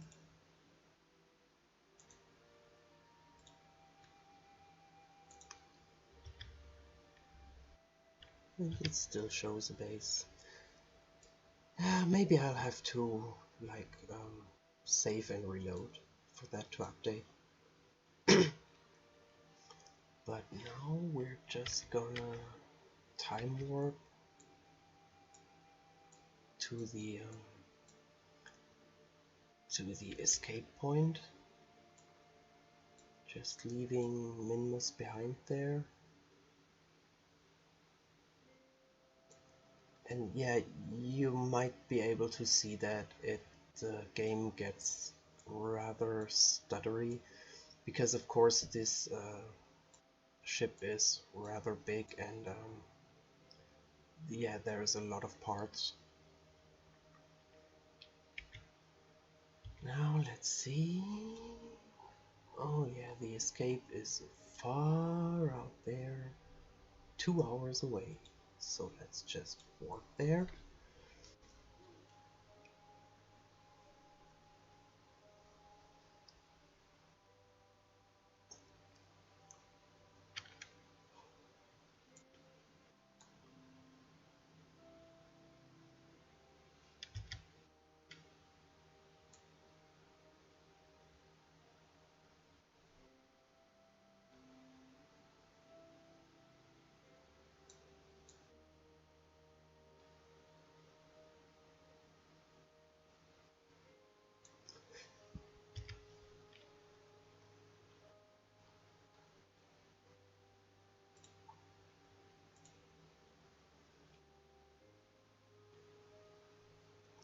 I'm just warping to the Minmus escape.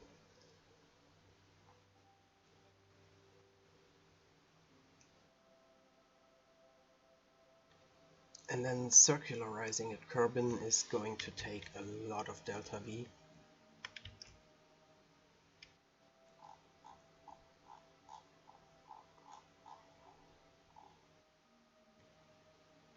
Just time warp a little bit more, just to get a bit away of Minmus. And then circularize, create and execute. And yeah, it thinks that it couldn't do 2 minutes of burn time because somehow this got messed up. I mean, yeah, but it's gonna work because we've got 5,700 meters of delta V left, and of course we're going to need 700 of that for the circularizing.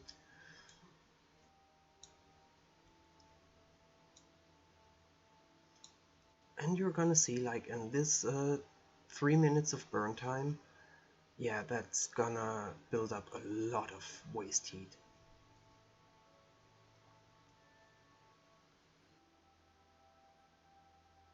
Maybe we should...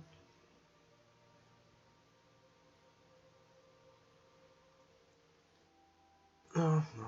I was thinking about changing the inclination now instead of in the lower orbit. But I think, yeah, 300 kilometers is just fine. And we're not 300, it's 465, so we're going to be at like over 450 kilometers. And I want to change the inclination to 0 because that just makes it easier to get to the ship with a tanker. And what I'm gonna do is I'm just gonna take like I think I'm gonna use a MK3 liquid fuel tank and strap a bunch of boosters to it and a little bit of RCS and then launch that and use it to refuel. And I know, yeah, I'm gonna use like something like 35,000 liquid fuel to completely fill up the ship. So yeah, that's my goal.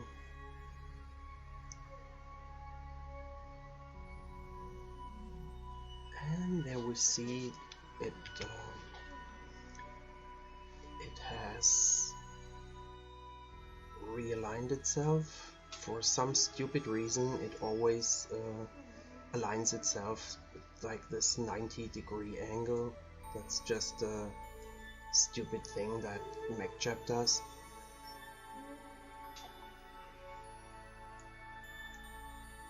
So now time warping down to Kerbin.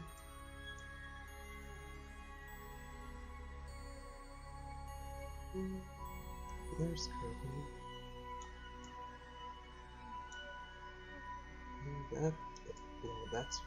That's Kerbin. Hidden behind the radiators. There. We're falling down towards it.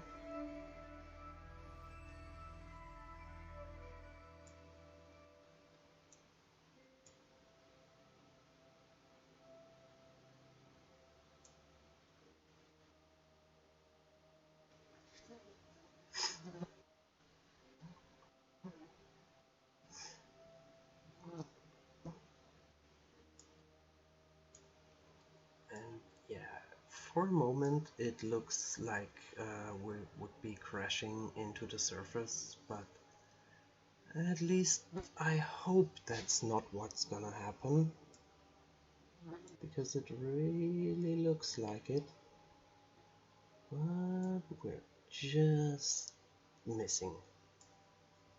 And of course that's what orbits are. I mean, orbit just means you're falling towards something but constantly missing it.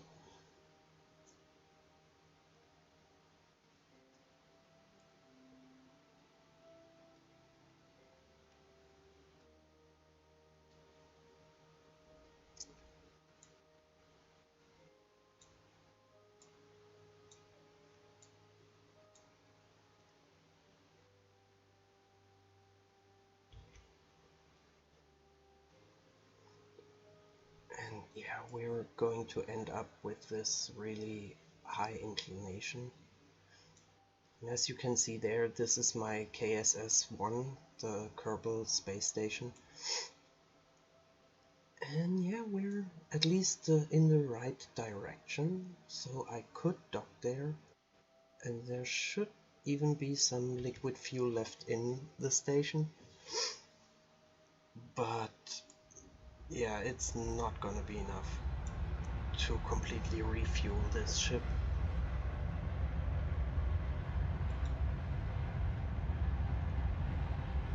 And I don't know why. Yeah, you can see the number go up here, because I think that yeah, for some reason it just calculates the numbers wrong, but Kerbal Engineer up here gets it right.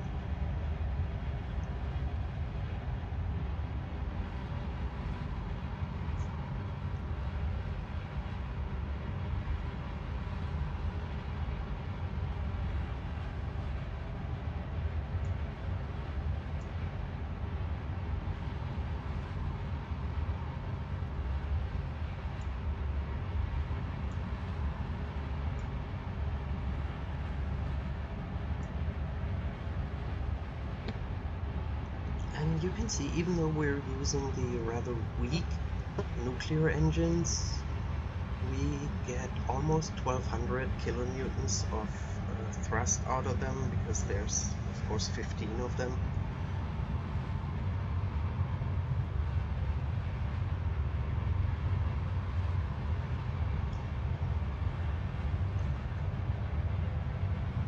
And yeah, that's gonna be 3 minutes of just burning full throttle in order to get a circular orbit.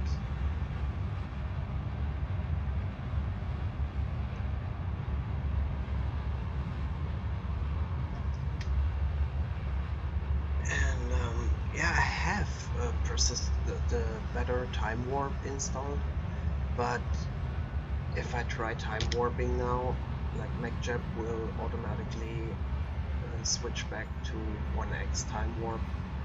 And I also noticed that when you do time warp, your engines burn. It does calculate the delta V, but it does not calculate the fuel usage, at least not from what's on screen. So I think that's it's a bit cheaty as well.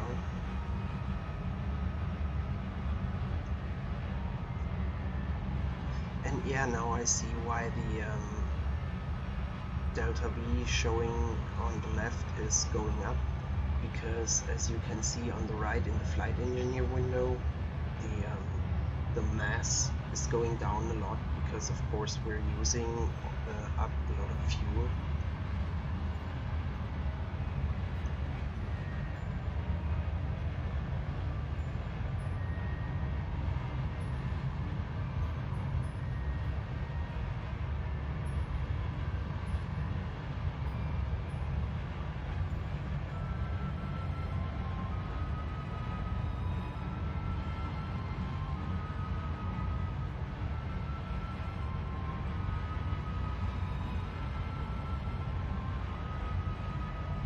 Also, looking at the upper right hand, we're building up almost 20 waste heat per second, so we should see the radiators. Yeah, you can see the power radiated going up, like we're already at 114 kilowatts and going up rather quickly. And since we still have almost 3 minutes left of burning, it's, yeah, they're gonna get quite toasty. Let's see if I can actually rotate the ship to its normal axis. That should not interfere with the burn itself.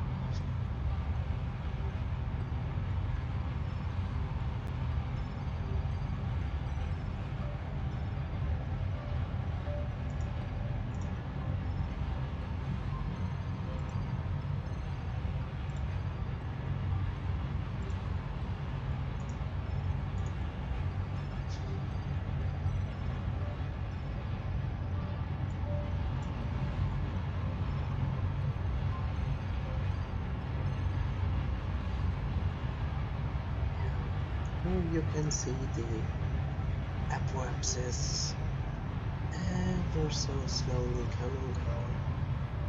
But while we're at it, let me show you.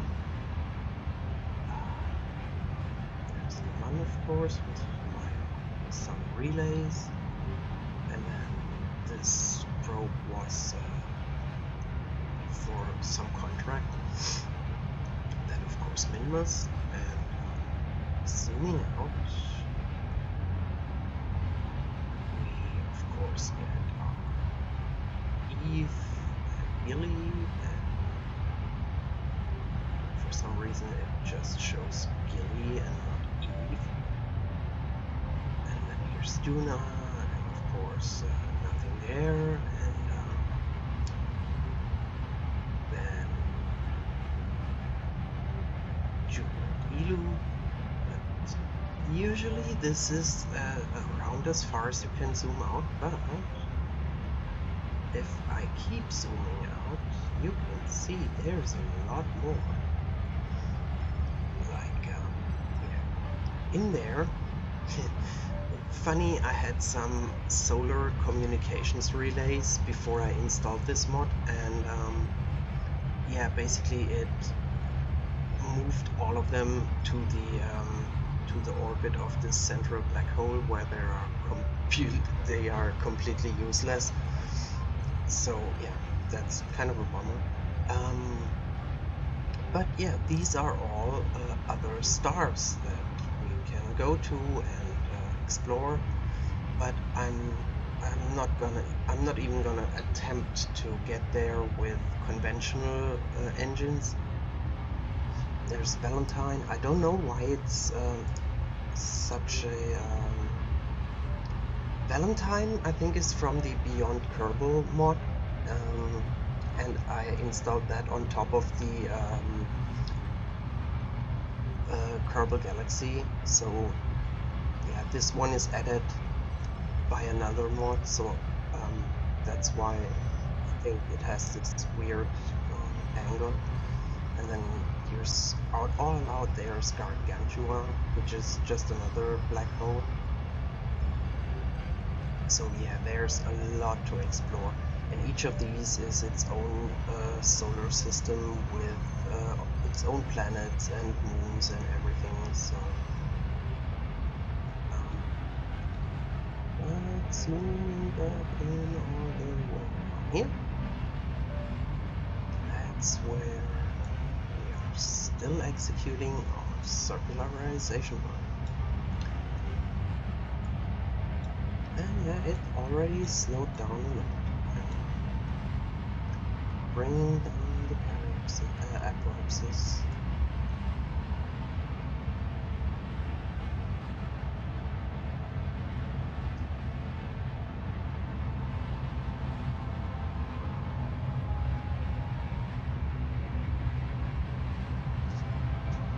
And of course, once I get to Duna, I will not be able to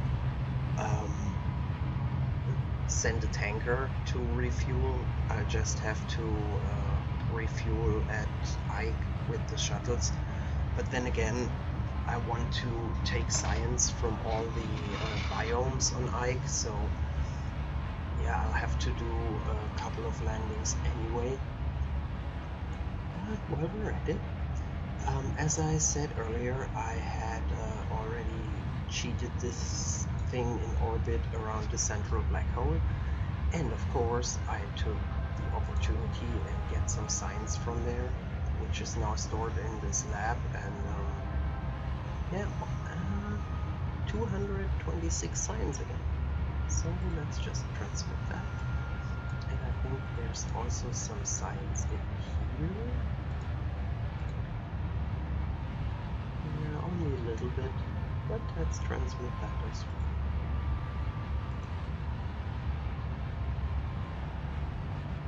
It's not gonna be enough for another tech node, but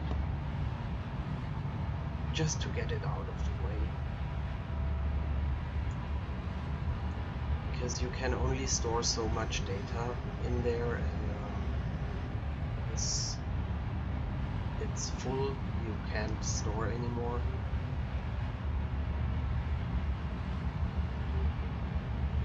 That's another reason why I have put the data storage modules on the shuttles, because that way I can just collect all the data. Even if my lab is full, I can just collect all the data and store it in these units. And then once I've processed everything that's in the lab, I can just get the rest of the data in there and start processing that.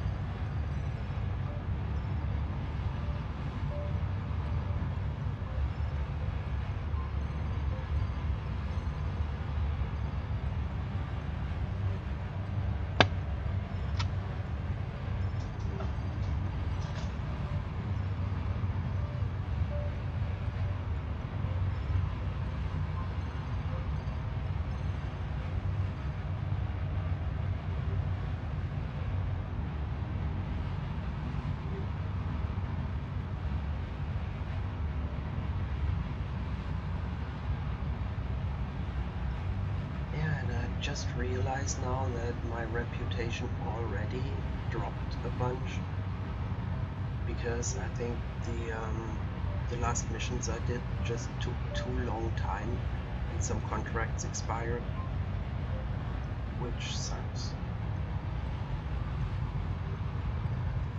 because I was already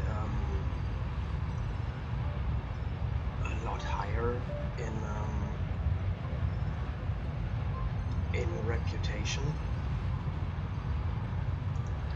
Also, building this thing was kind of expensive.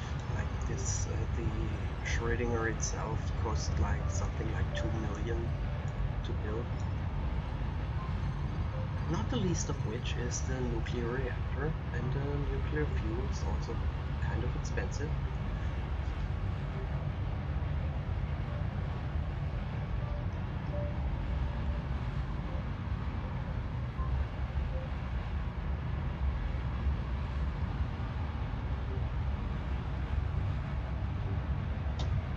460 seconds. That's not gonna be enough for another node. But almost. It's almost enough. Not quite, but it's getting there. Point is, yeah, there's still 500 data left in there, which means I can only get 200 more data, and then it's full again. So that's one reason why I'm already thinking about the next chip, and once I build the next one, I'm going to add a lot more labs, maybe 3 of them.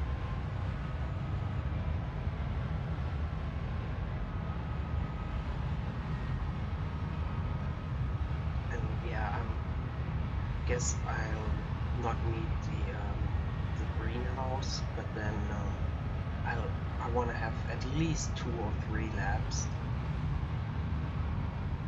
and then more habitation modules as well.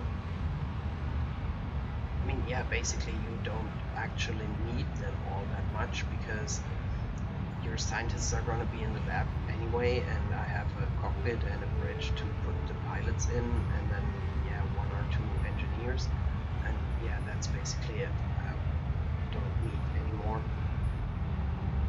But I also have like tourists on here, and I think I'm going to oh, hello there. So yeah, I'm going to build another one sometime soon.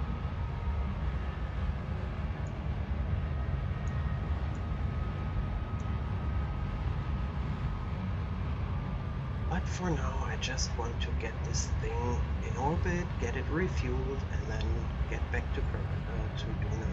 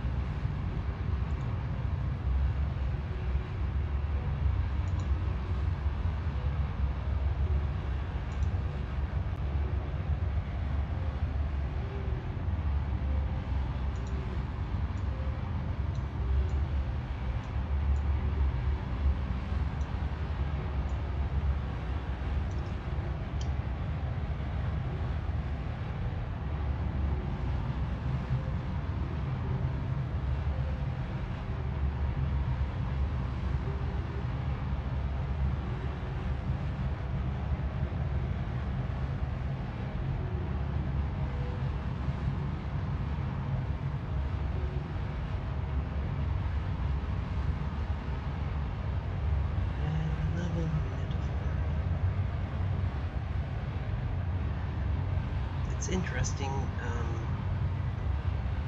because yeah, especially with while doing burns, but whenever I fly this ship, it has so many parts, it really drops the frame rate. And yeah, that's not a graphics card problem, I think, because I've got an RX 580, which is not the best, but it should be by far enough to run this game.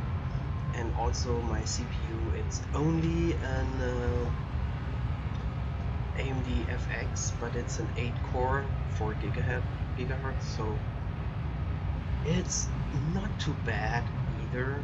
But I think the problem is memory, because yeah, KSP just uses like 20 or 30 gigabytes of memory, and I don't have that much. I only have 16 gigabytes, and yeah, the rest is virtual RAM. And even though I've got a PCI Express SSD, yeah, virtual memory is just horribly slow compared to real RAM. And also it's just DDR3, not DDR4, so yeah, that I think it's mostly the memory that's limiting the speed, because I'm at like below 50% CPU usage, and the GPU is barely used at all. So it's really mostly the I think the memory limitation. I very much hope for better performance with KSP2, which should release next year. I'm very much looking forward to that.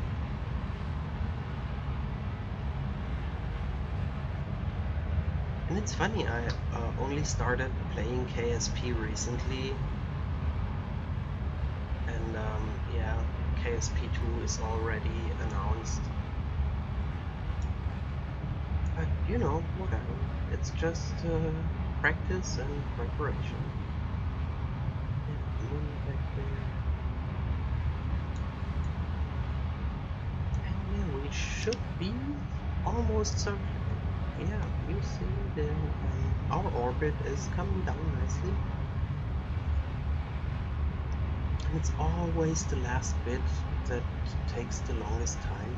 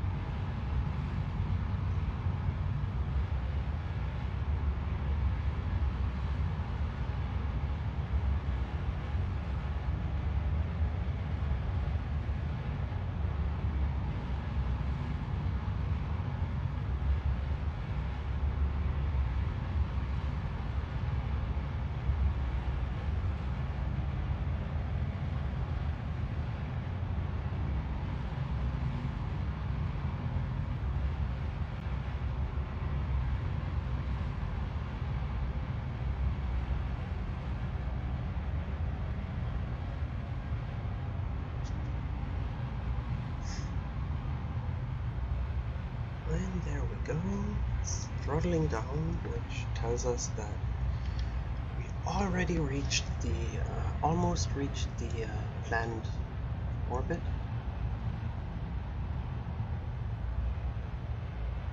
And we can already plan the next maneuver to change the inclination and create that. Oh, no! Stop. Whew.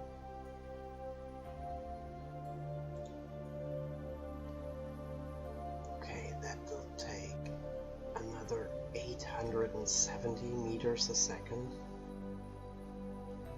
I'm not sure if I even want that, because it's gonna be another ridiculously long burn. No, I'm just gonna launch the tanker to this orbit and leave it at that.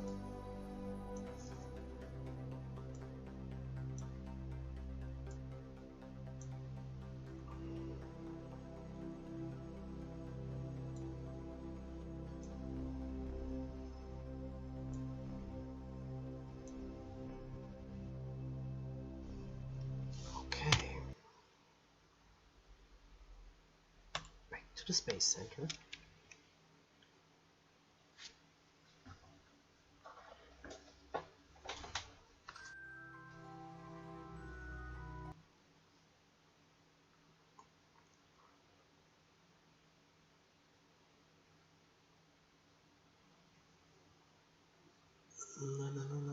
Loading.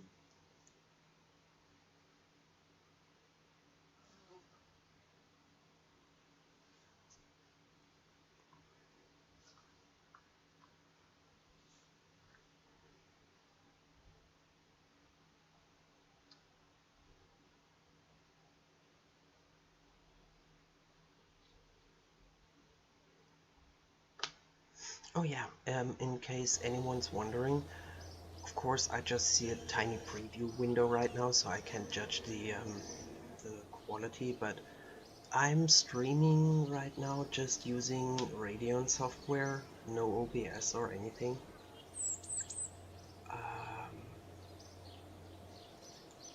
So let's get into the VAB. One thing I noticed, interestingly, whenever I am at the Space Center and just seeing the Space Center and nothing else, the power draw on my graphics card goes way up, and after just a few minutes it crashes. So yeah, not good sitting just at the Space Center. Everything else is fine. Inside the buildings, admissions, it's everything fine. But something about the Kerbal Space Center, yeah, it just overwhelms the graphics card and draws a ton of power. So now, what are we gonna use for a command pod?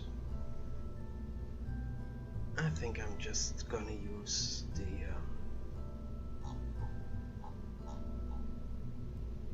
just use a remote guidance unit,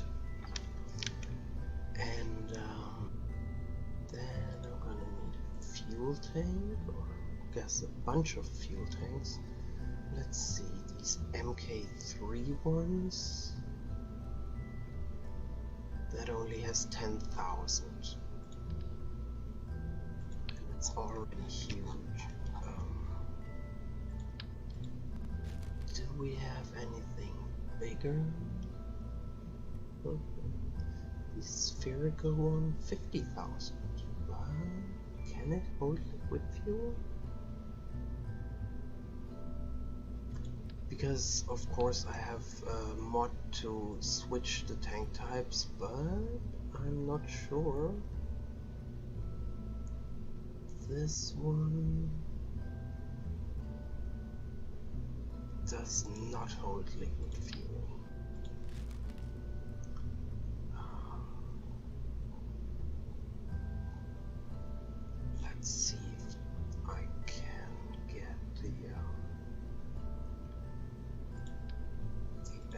before and switch that to liquid fuel only, then it's 51,000. That should be enough to fuel up the ship. So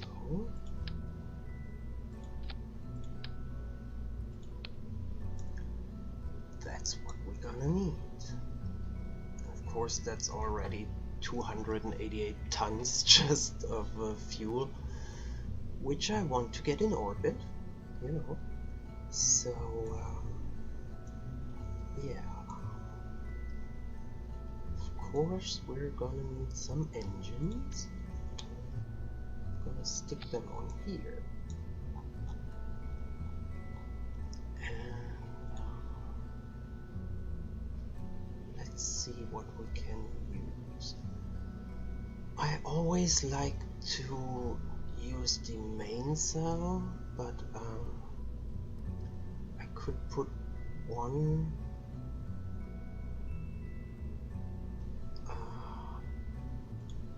could try putting a main cell in the center, use this variant, and then let's see if I put vectors around there,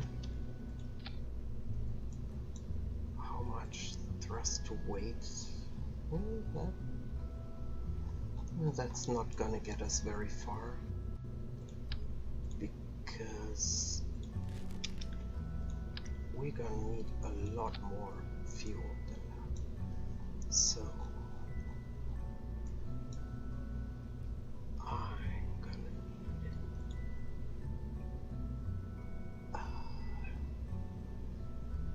some kind of a no, I'm gonna use an adapter.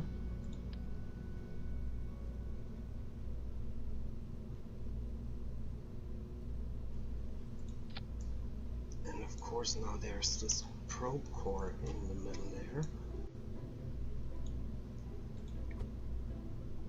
but we can circumvent that by just moving it down a little bit,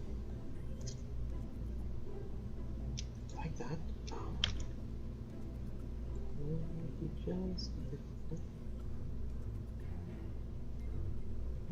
Just like that.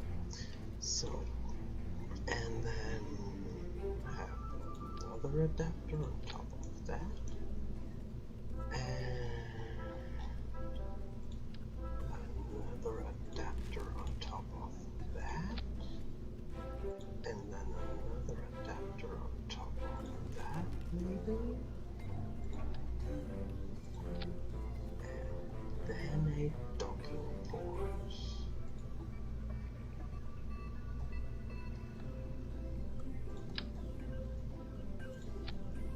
Okay.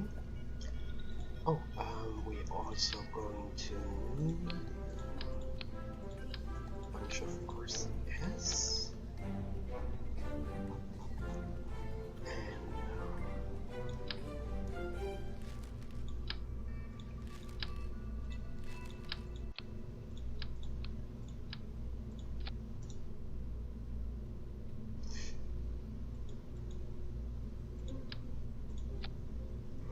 And of course RCS ports as well. A lot of them.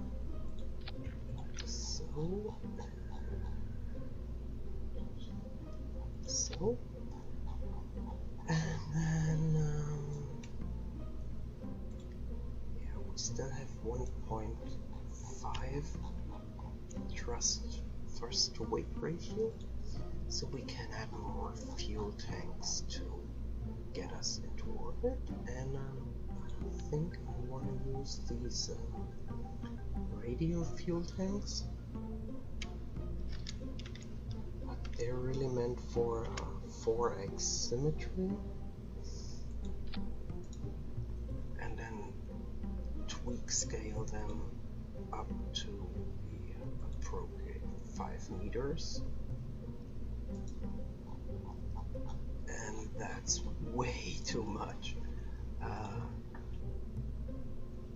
That's still too much. So that would get us down to only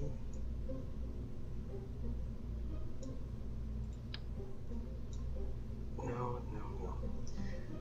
I'll just try using 2 of them, but make them 1 step bigger.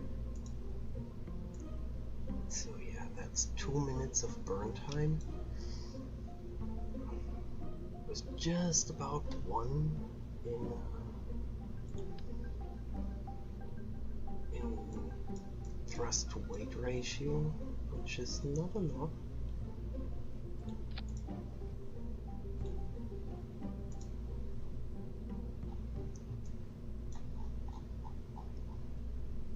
But you know, we can work with that. Let's just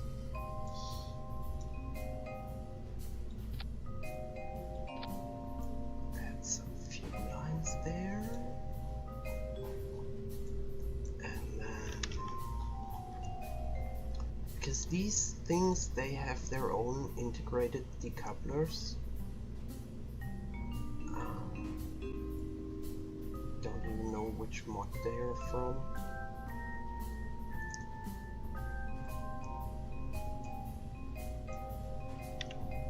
And now let's, on top of that,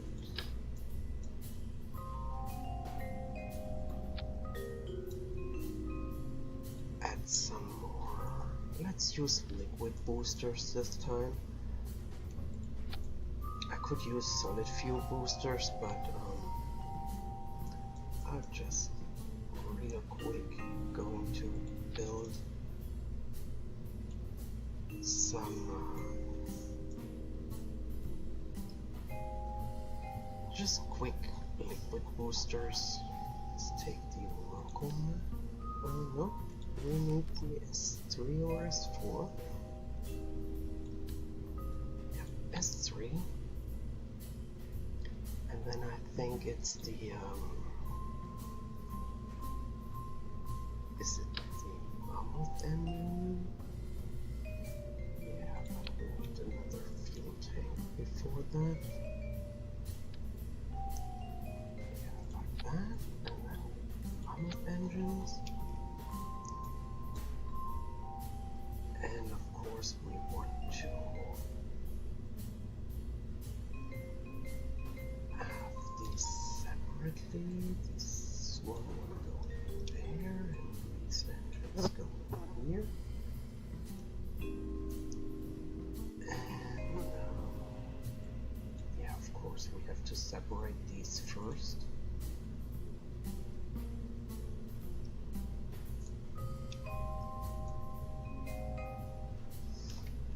And I also want fuel lines here, from there to there.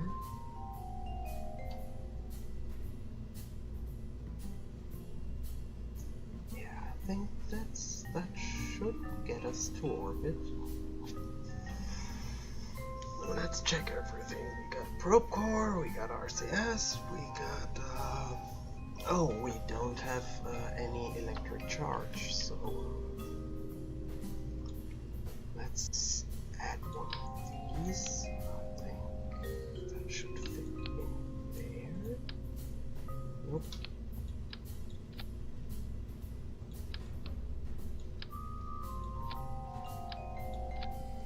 And then also add some solar panels just for good measure.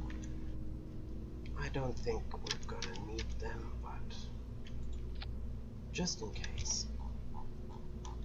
So this should be a flyable vessel. Let's add some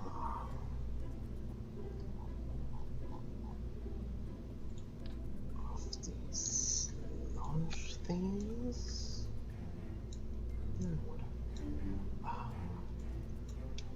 And then just for good measure, let's slap on some tail fins. That just helps a little bit with control during ascent. Oh, yeah. Doesn't fit all too well into with these drop tanks, but it should work. And then let's slap on here as well.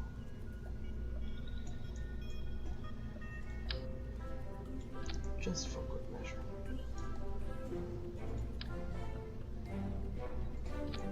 And now it got the that's what I wanted. Okay.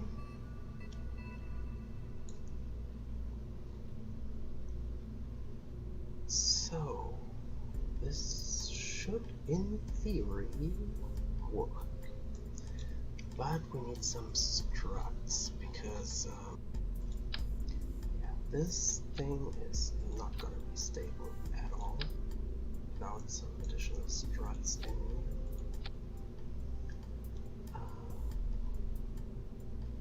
Let's also add some here and there.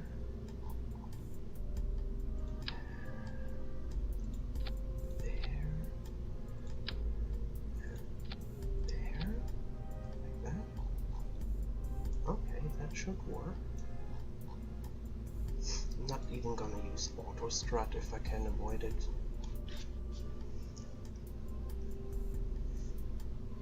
Should be no crew, right? And launch. And of course it's gonna take forever again.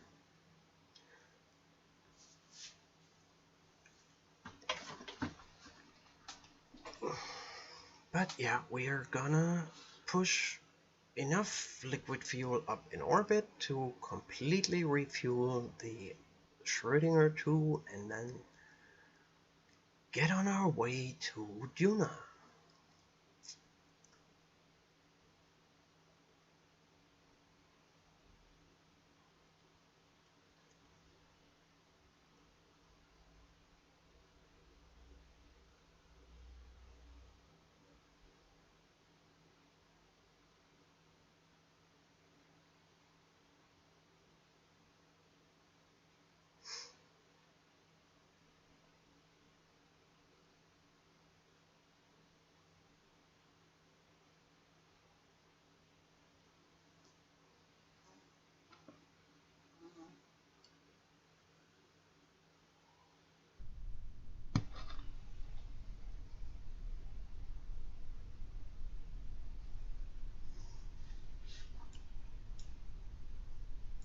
There we go.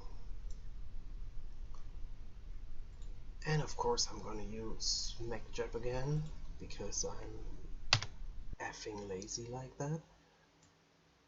Set our Schrödinger as the target.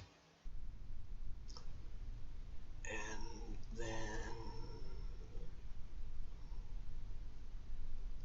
launch to rendezvous. Make sure that all this is enabled. Oh, check the staging. Yeah, that would have been a bad day. Yeah. Stop at stage 0. And go. And now it's gonna like time warp to the best time for start, and let's see if it might just explode or rip itself apart. Who knows? I mean, I just slapped this thing together and it's basically just a flying fuel tank, so yeah, it might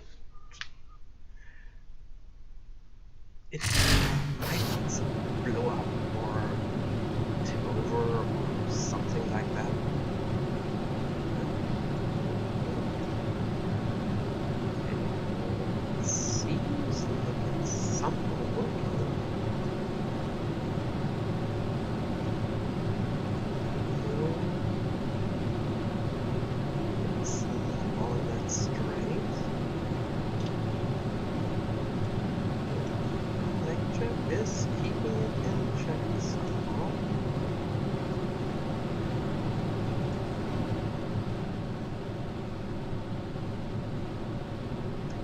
Oh, I just realized something.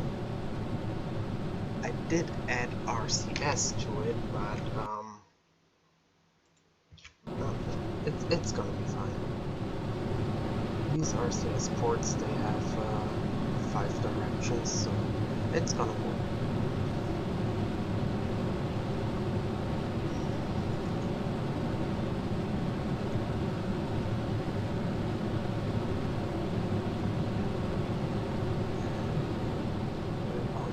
The first boosters. Let's hope for a good separation. There we go.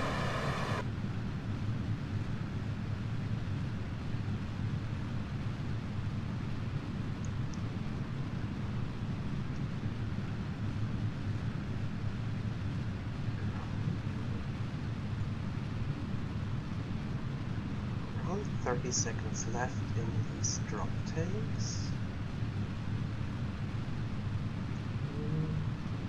I'm not sure if we're gonna make it even to orbit.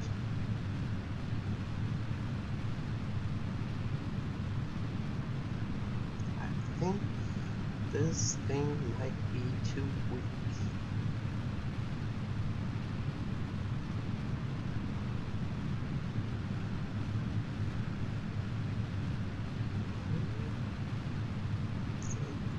Tanks should just about to be dropped.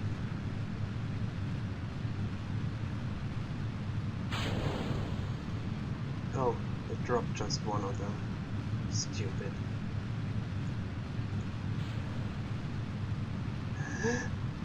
Ooh, that was close. Okay.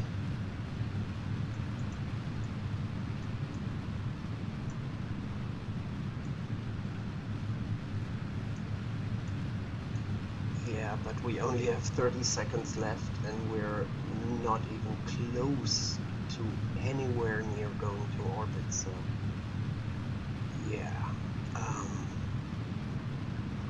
We're gonna need a lot more than this. Which kind of sucks.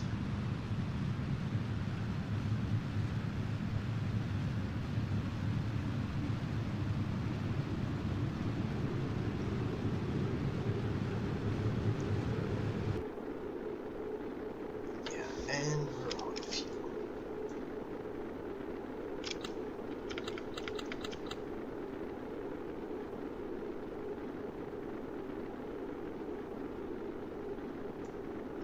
And also, this is not very stable at all.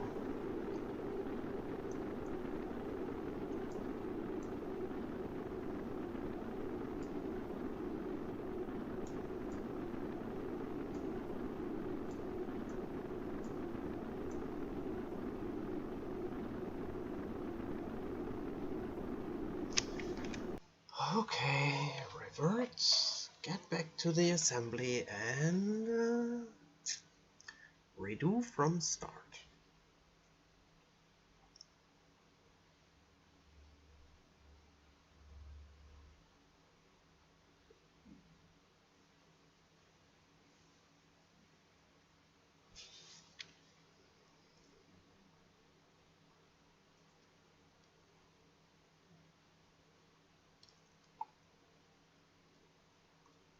So, it seems like we need a lot more than this. Yeah, it kinda sucks that I put the probe core in there. Let's just do this a little bit differently.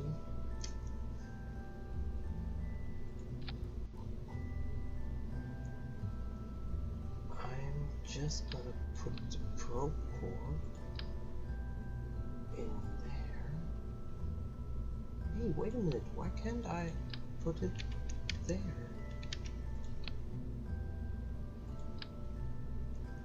It should be possible to be attached underneath there.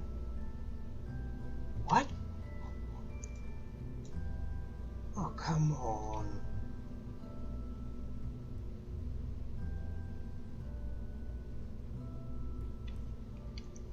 Why are you so stupid?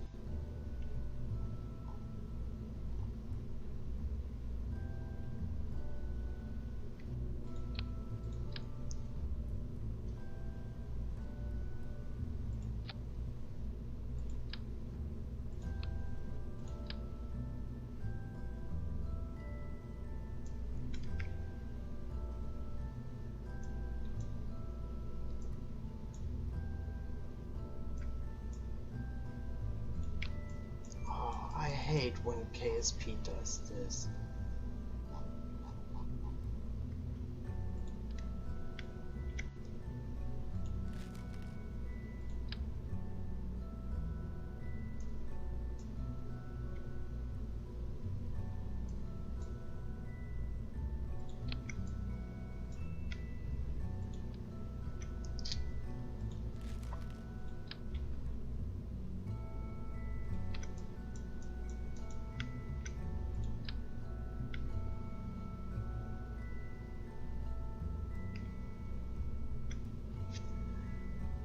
Okay. So, what I'm gonna do now? It just doesn't allow me to place the cord anywhere else, but I need it to be clickable from the outside. So, this seems to be my only option.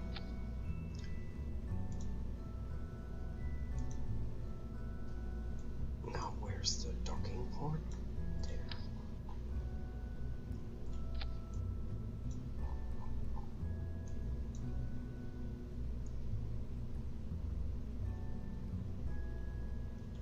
Now I should be able to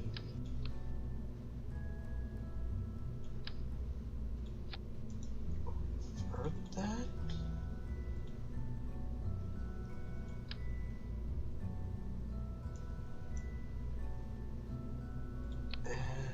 There's the same problem again. Why do you not want to attach there?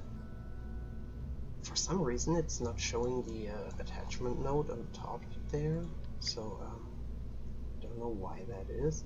Because if I take a copy it has the node, but on this one it doesn't.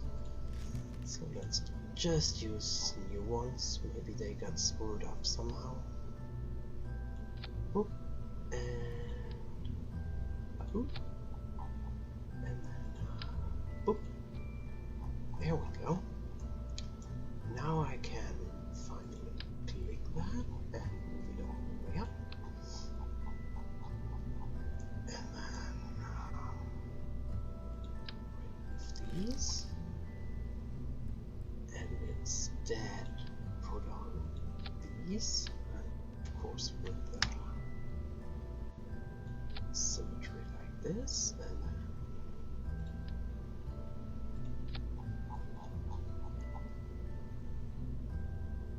can I put another one of the big ones?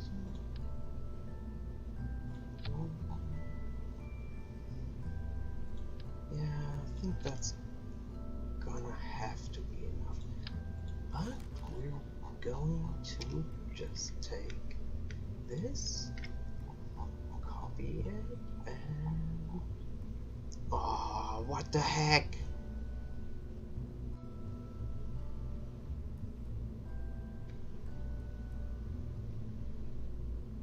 There we go. Yes. And now let's see. Okay, we have over 1 in thrust to weight ratio. And we have a lot of burn time.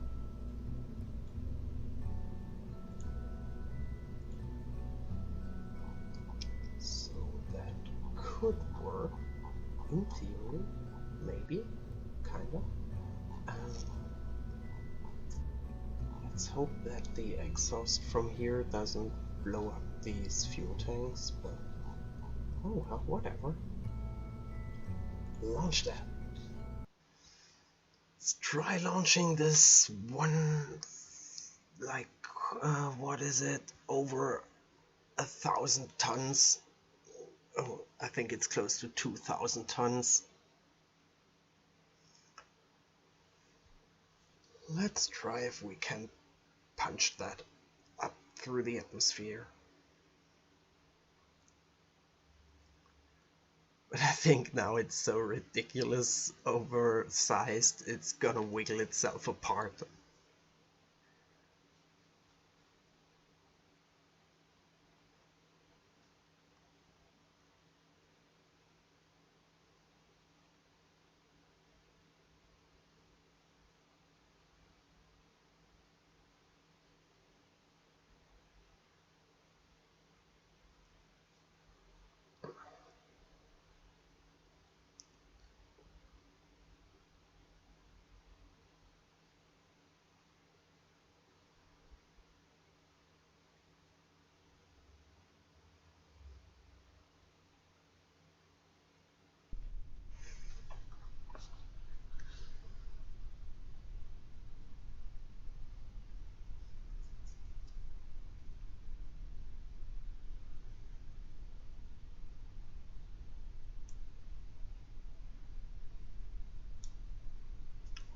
Okay, so set our target.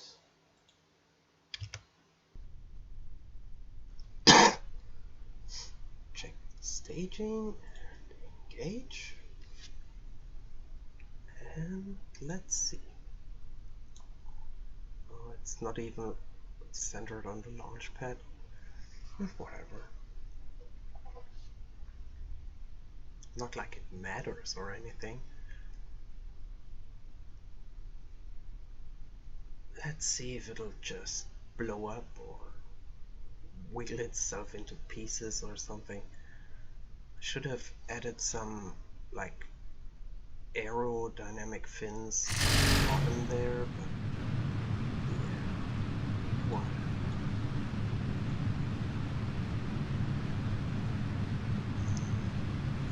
Ever so slowly getting up from the launch pad, and barely above 1 thrust to weight ratio,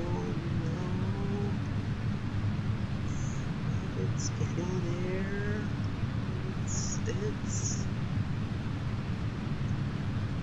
It's moving.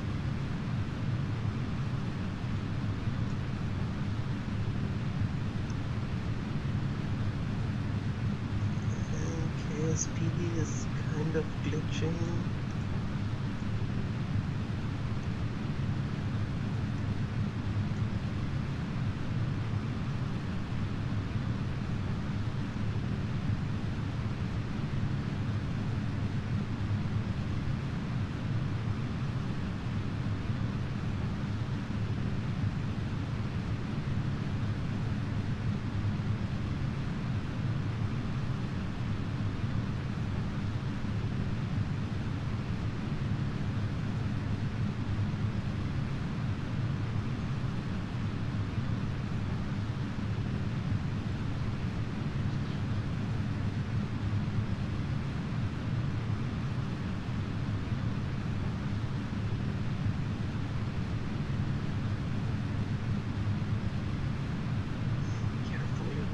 Those thermal things, because I'm still afraid that these tanks might overheat and then just explode.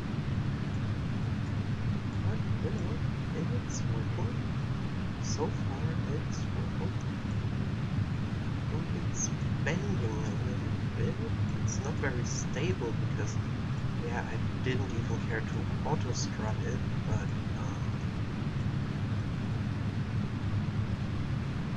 it seems to be working. Already at 1.5, above 1.5.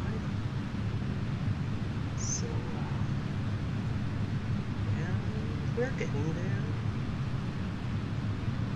0.6. Our thrust to weight ratio is getting better and better. Let's just hope it's enough to get into orbit.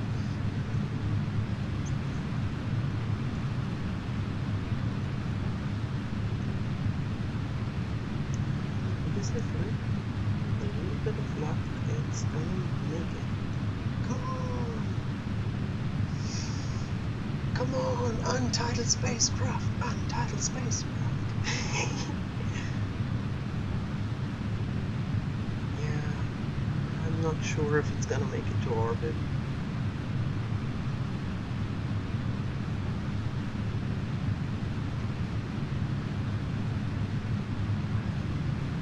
Really not sure.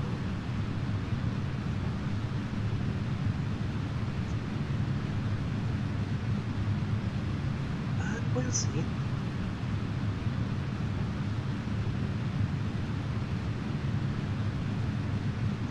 But so far it looks like there's not gonna be an explosion. It's just sort of. Seeing that, there's nothing exploding or anything, so it could work. And we're getting to a nice altitude.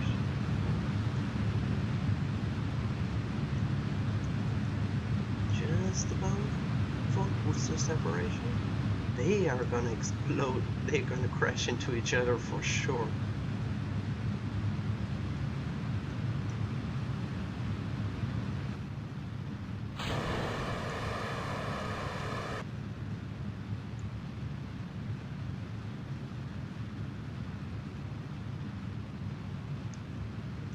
Oh, no fireworks. Dang.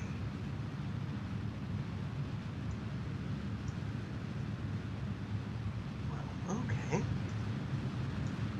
So, our drop tanks should be about to empty out.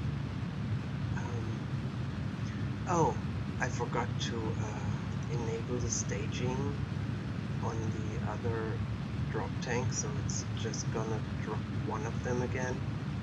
I think I have to drop this one manually because, yeah, I forgot to do that. For some reason, they didn't take the symmetry. Because usually if you like change an option on a symmetry part, then it changes the other one as well, but for some reason it didn't in this case.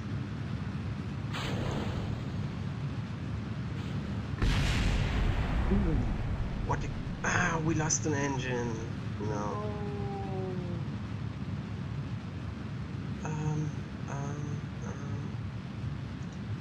Come here.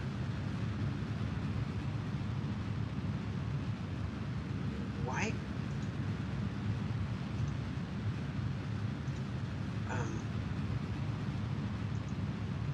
Okay. And redo from start. I don't get it. Usually I should have been able to disable the engine and just disable one of them so it's symmetry again, but yeah, whatever. So I'm gonna fix the drop tank thingy, and maybe just for shits and giggles add some more solid fuel boosters as well. I mean, yeah, why the heck not? It's Kerbal Space Program. And yeah, I only have these Saturn V size boosters, and that's only 2 boosters. That's basically nothing. Yeah, enable staging on that one. So now they're both staged. And now let's see if I can't just take a coupler, put it here, and then take the biggest, the Clydesdale, I think. Add them.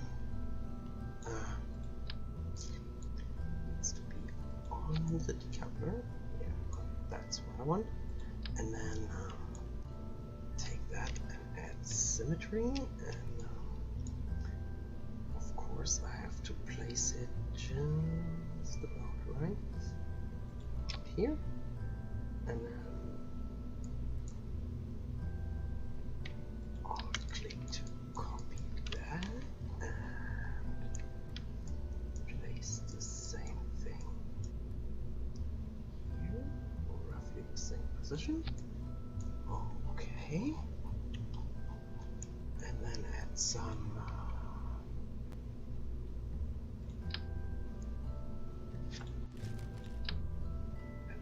that's the right one. And then check the staging. I need to have these in there, these in there, and these in there, and these up here.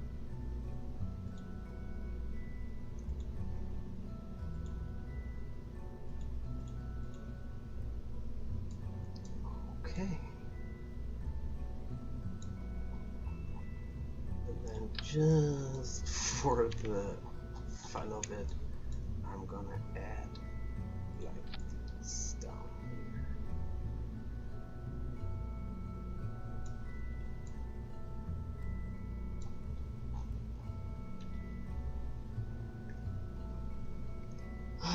That's using so much funds.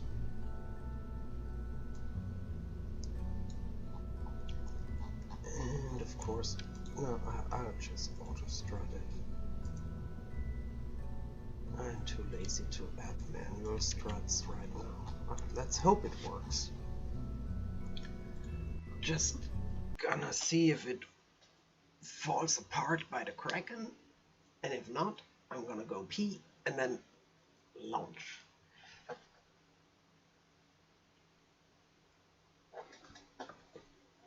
And let's hope that this is gonna be enough to get it into orbit. Finally fuel up the Schrödinger, and yeah, I think there should be some fuel left after fueling up the Schrödinger. I mean, I could have added like some nuclear engines so that if I have some fuel left I could at least deorbit the thing, but oh, whatever. I want to see it fly. And now we're at like 2,500 tons. That's ridiculous.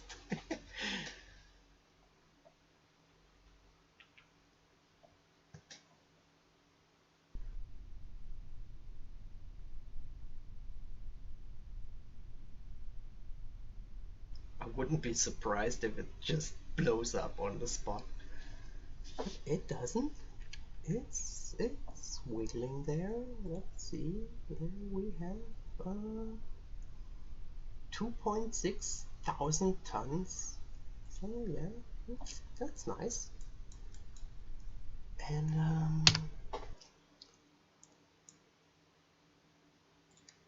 let's set our target and launch to rendezvous and engage.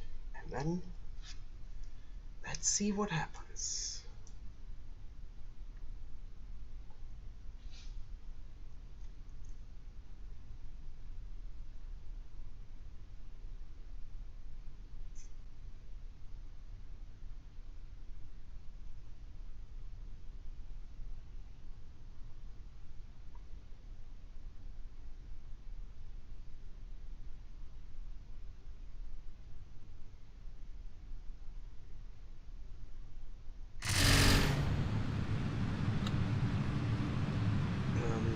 Yeah. That's not how it was supposed to. Okay, I'll be right back and fix that.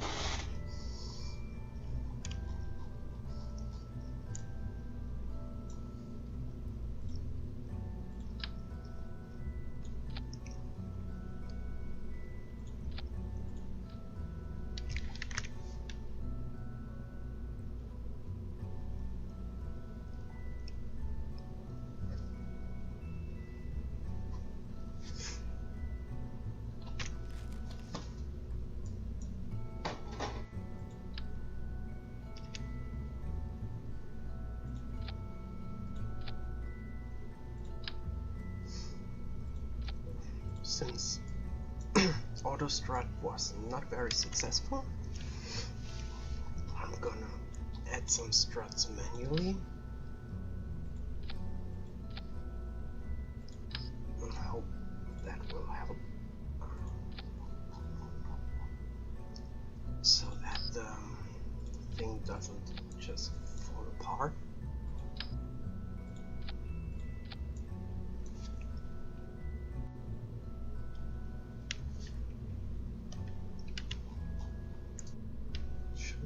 Yep.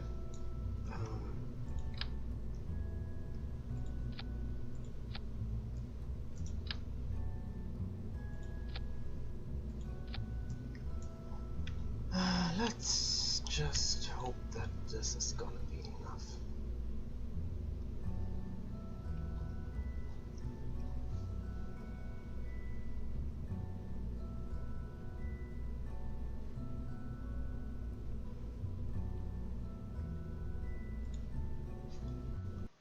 And let's try launching again.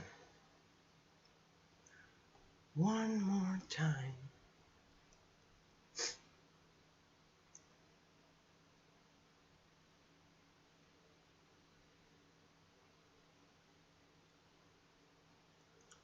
And it's taking the fuck forever.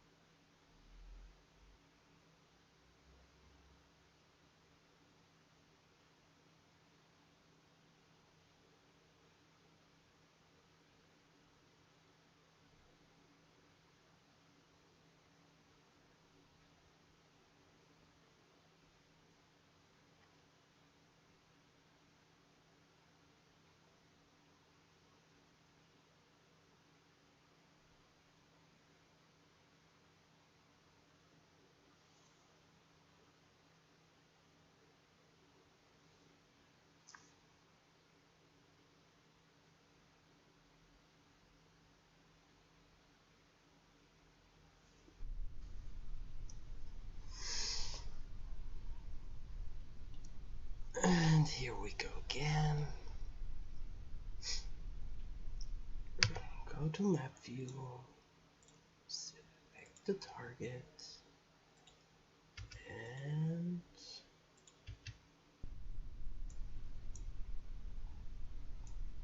let's see. These boosters are going off on their own again.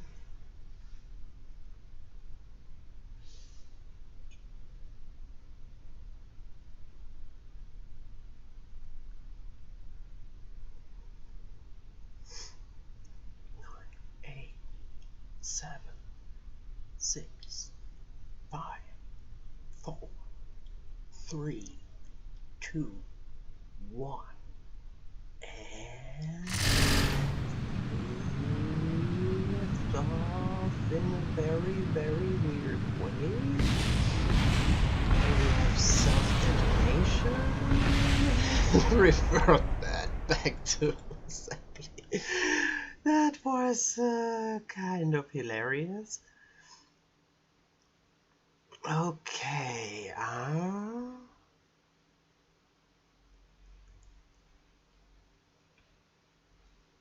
okay. So that's not gonna work either. We need more struts. Definitely. I just need more struts. That's all I need.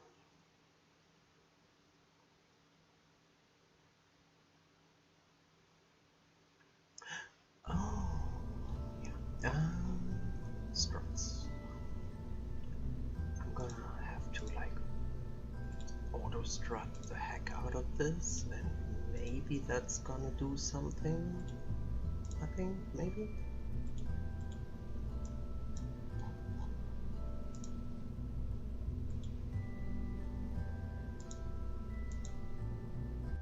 Auto strut this as well, and this is already auto strutted, and this,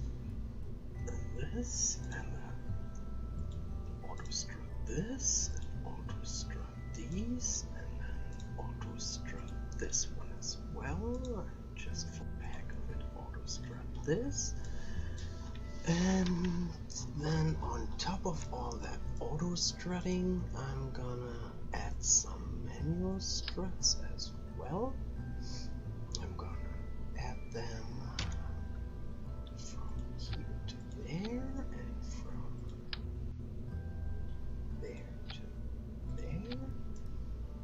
And then let's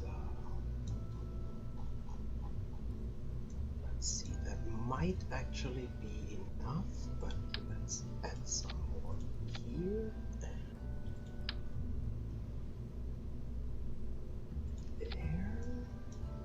there-ish.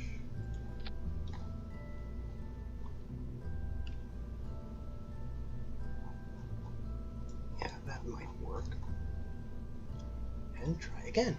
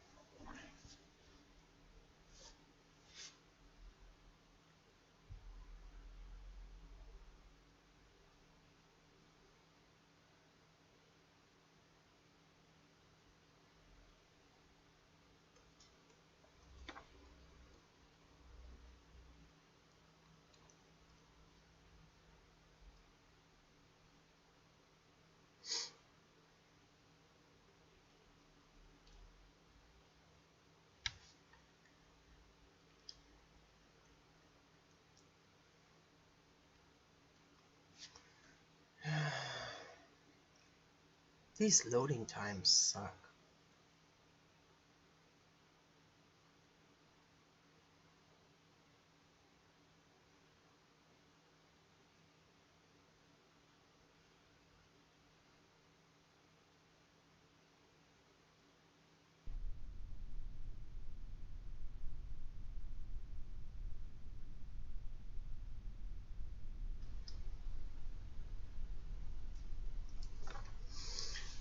And do this game again, set the target, get out of map view, launch the rendezvous, engage, and see what happens.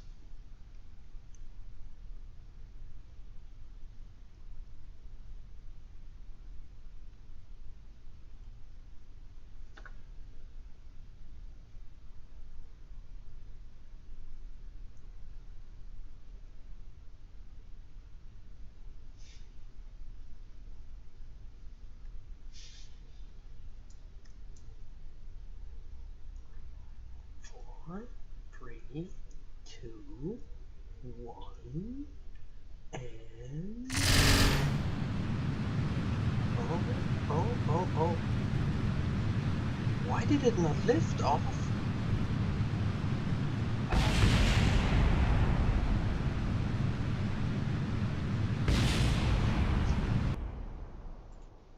Wait a minute. Why did that not lift off? It had more than enough, like, thrust.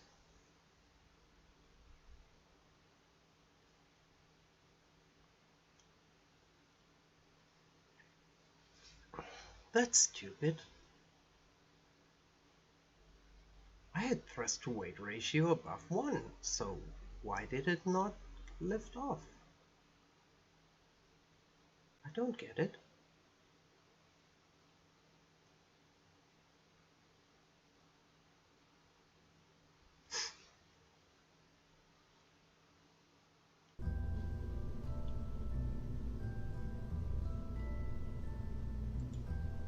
It has 1.2 thrust to weight. It should lift off.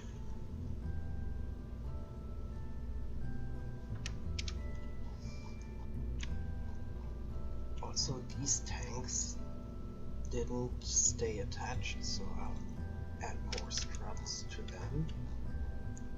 Just add a... What? Oh, come on, KSP.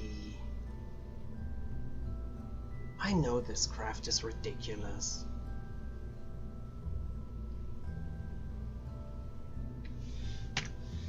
But it's gotta work.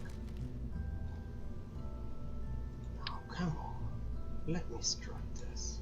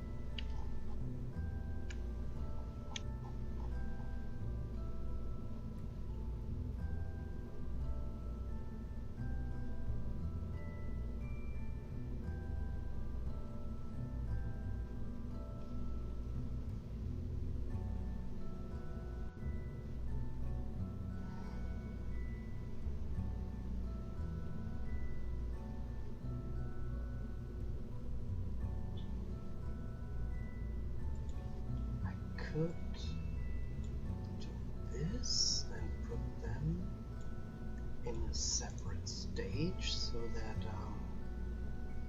I get a chance to, like the other engines, they have a chance to basically throttle up and get fully firing before launching. So let's see if this works.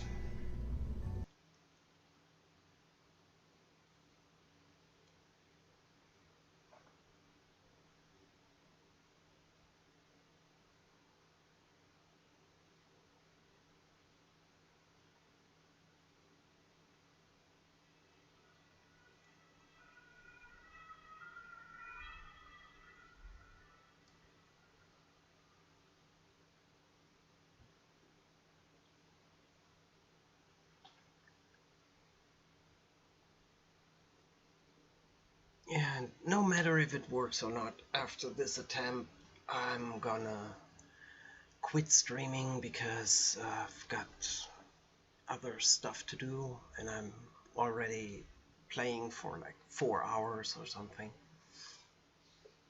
Of which, of course, I streamed quote unquote only 3 hours, but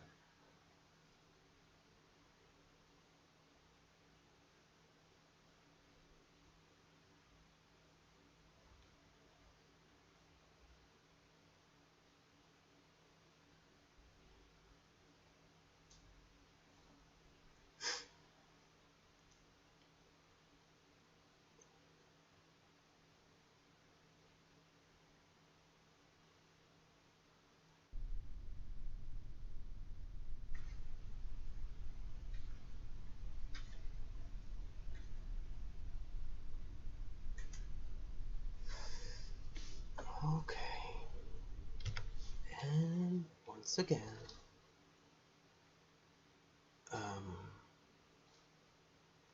oh, maybe, oh, oh no, it's just YouTube being weird. YouTube just told me that my audio stream has a bitrate of 0, which totally isn't true because it is in fact working, so whatever. Launch and engage, and let's just hope that this works.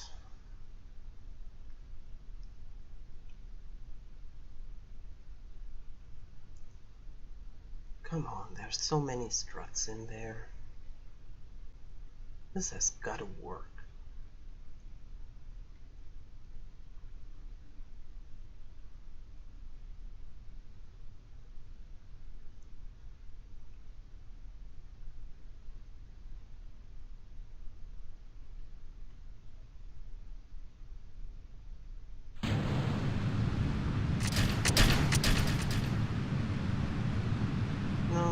it's falling apart now.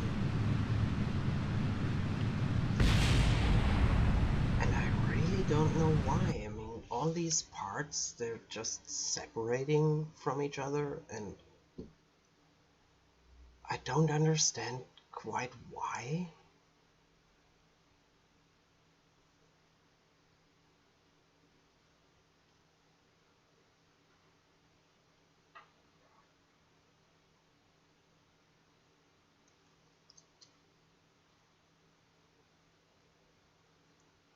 It's almost like KSP doesn't recognize that they're actually attached to each other for some weird reason.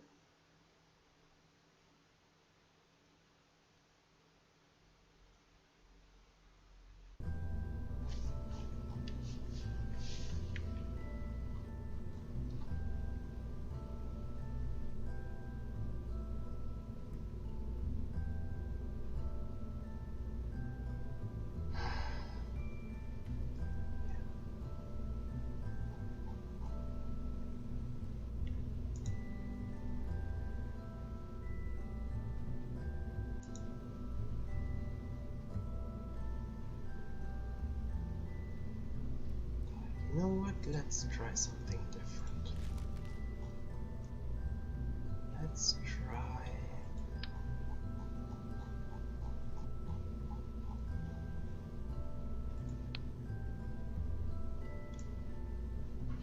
Let's first move it over to the center. And then...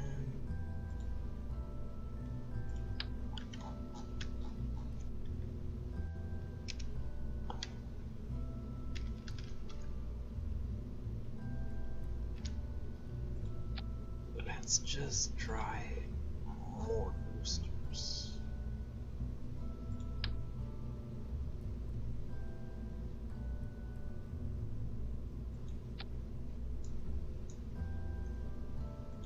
I'm gonna have to move these down a little bit so they don't actually burn up my main engines. Like this.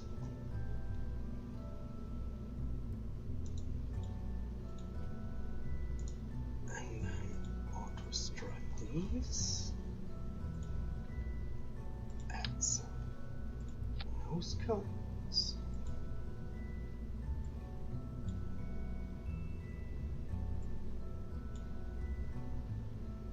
Okay.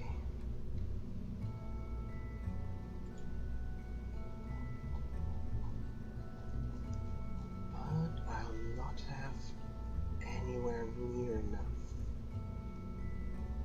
fuel like this.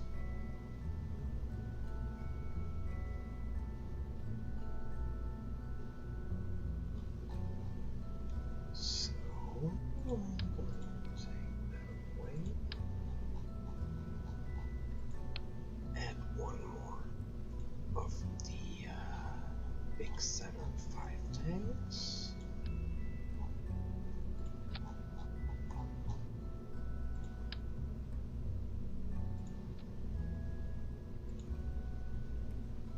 That should still work. Should still have enough delta V, so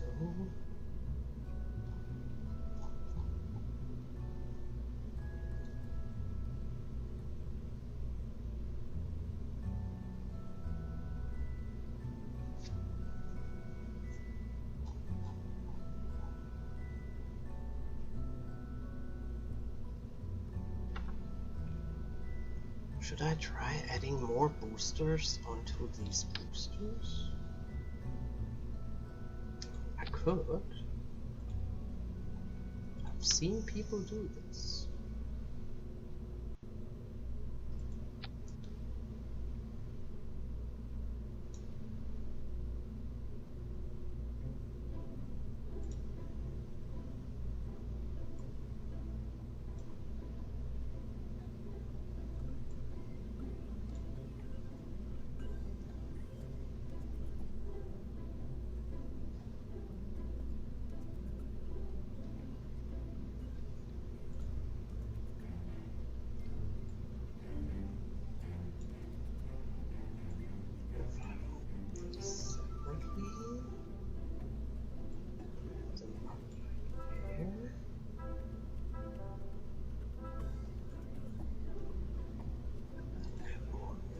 cones. Auto strut.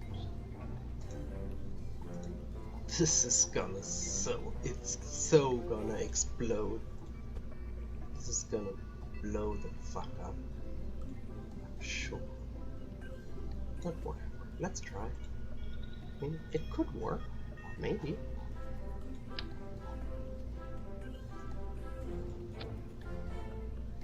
And just for good measure, let's add some tail fins.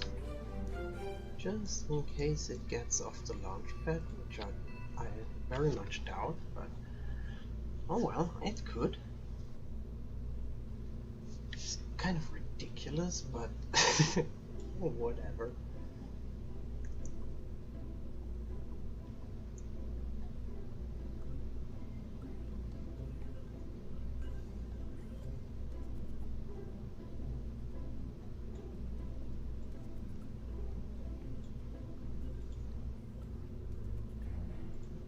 This is so ridiculous. It's gonna blow up, I'm sure.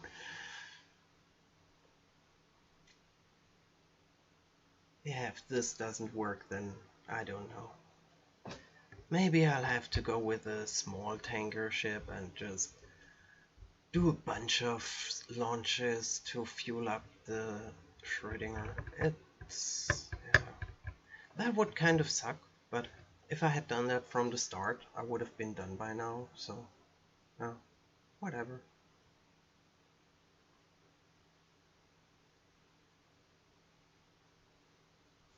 I think this isn't gonna it's gonna fall apart right there on the launch pad, because these boosters with auto strut, that's, yeah, it rarely works.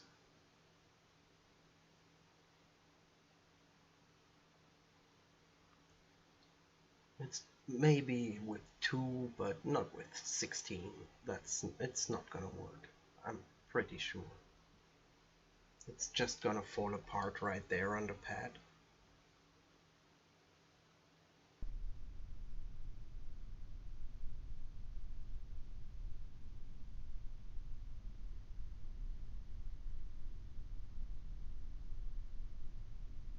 Oh, it's holding steady, so let's gonna try. Set that as target. Get out of map view. Set this. Engage and see what happens.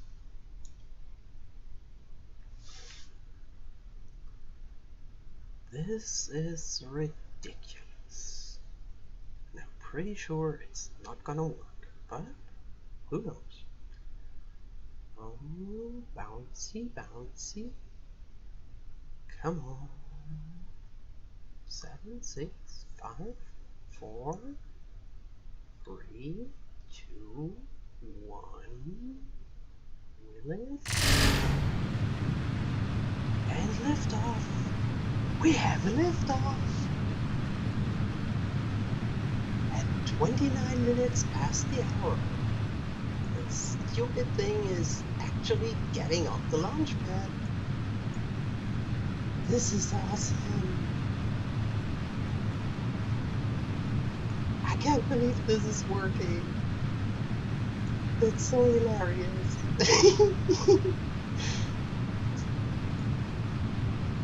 Doing a gravity turn. It is actually working.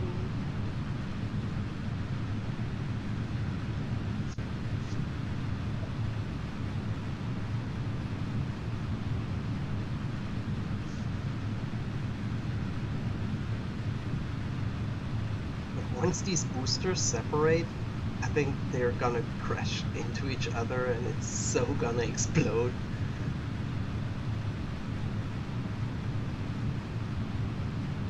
I gotta put these there so that... What? Oh no! It engaged the main engines! Why? I didn't want that. It's gonna use up all my liquid fuel. Oh well, if it... Problem is, if there's no thrust at separation, then it's just gonna crash into each other, and yeah. And why did these turn black?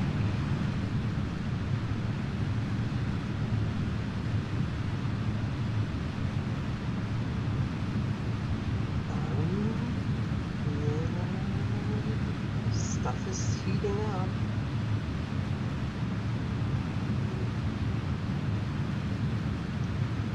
We still got a couple of seconds left, so yeah, it's getting toasty.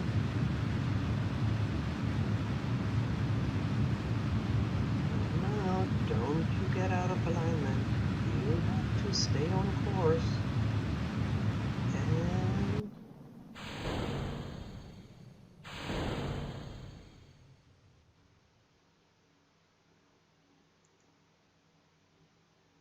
oh, um, okay.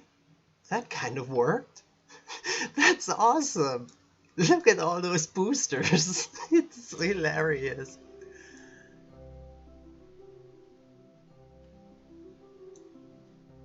And we're actually coasting to orbit. It's working. And we got 1600 meters per second left, so that should be enough to maybe make it to the ship.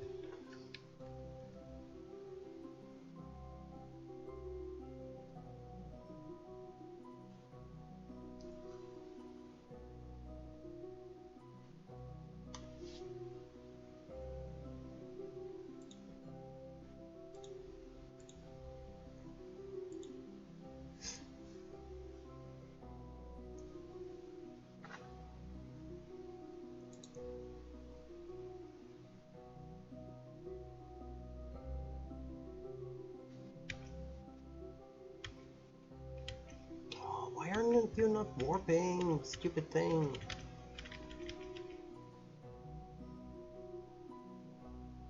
I don't want to wait 2 minutes.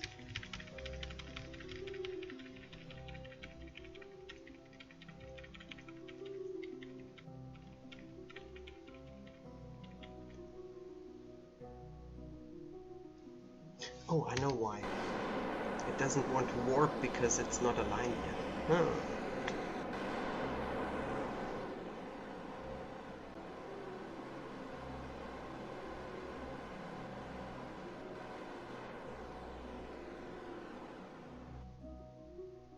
Now it's warping.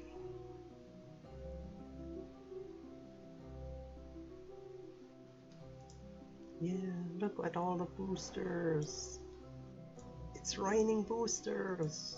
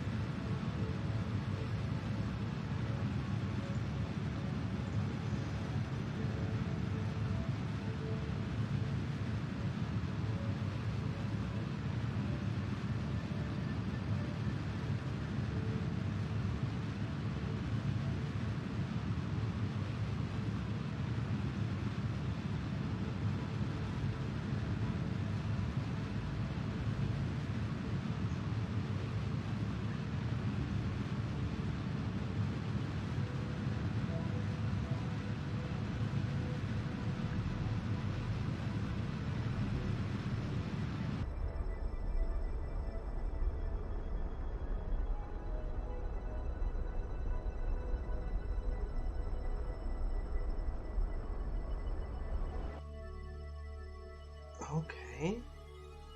For some reason it thinks it's circularized, which it definitely isn't, so I'm gonna push it a bit further manually.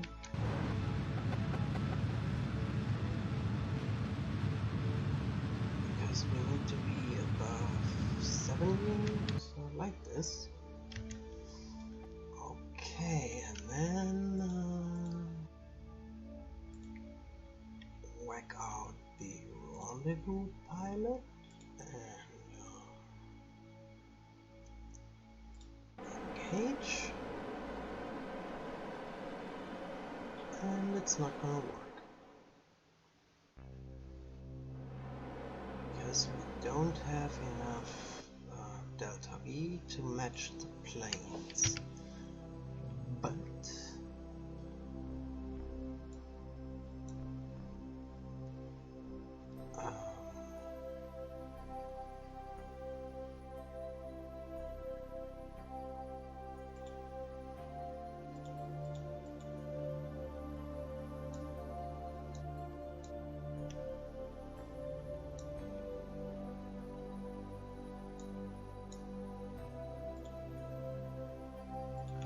so I'm gonna do the inclination change on the Schrödinger and then see if I've got enough delta V in the tanker to at least make it to the right orbit.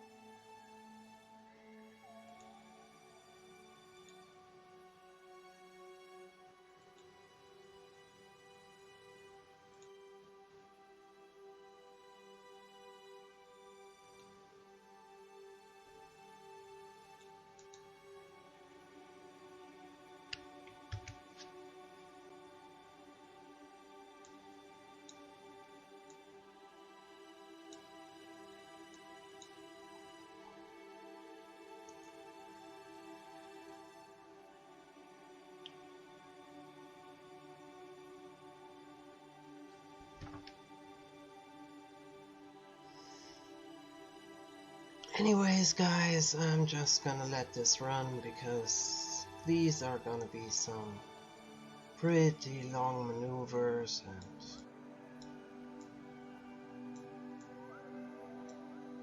it's gonna be boring as heck, and I'm not gonna sit here all the time. I'll just let MechJab do its thing and start doing other things while that's running, so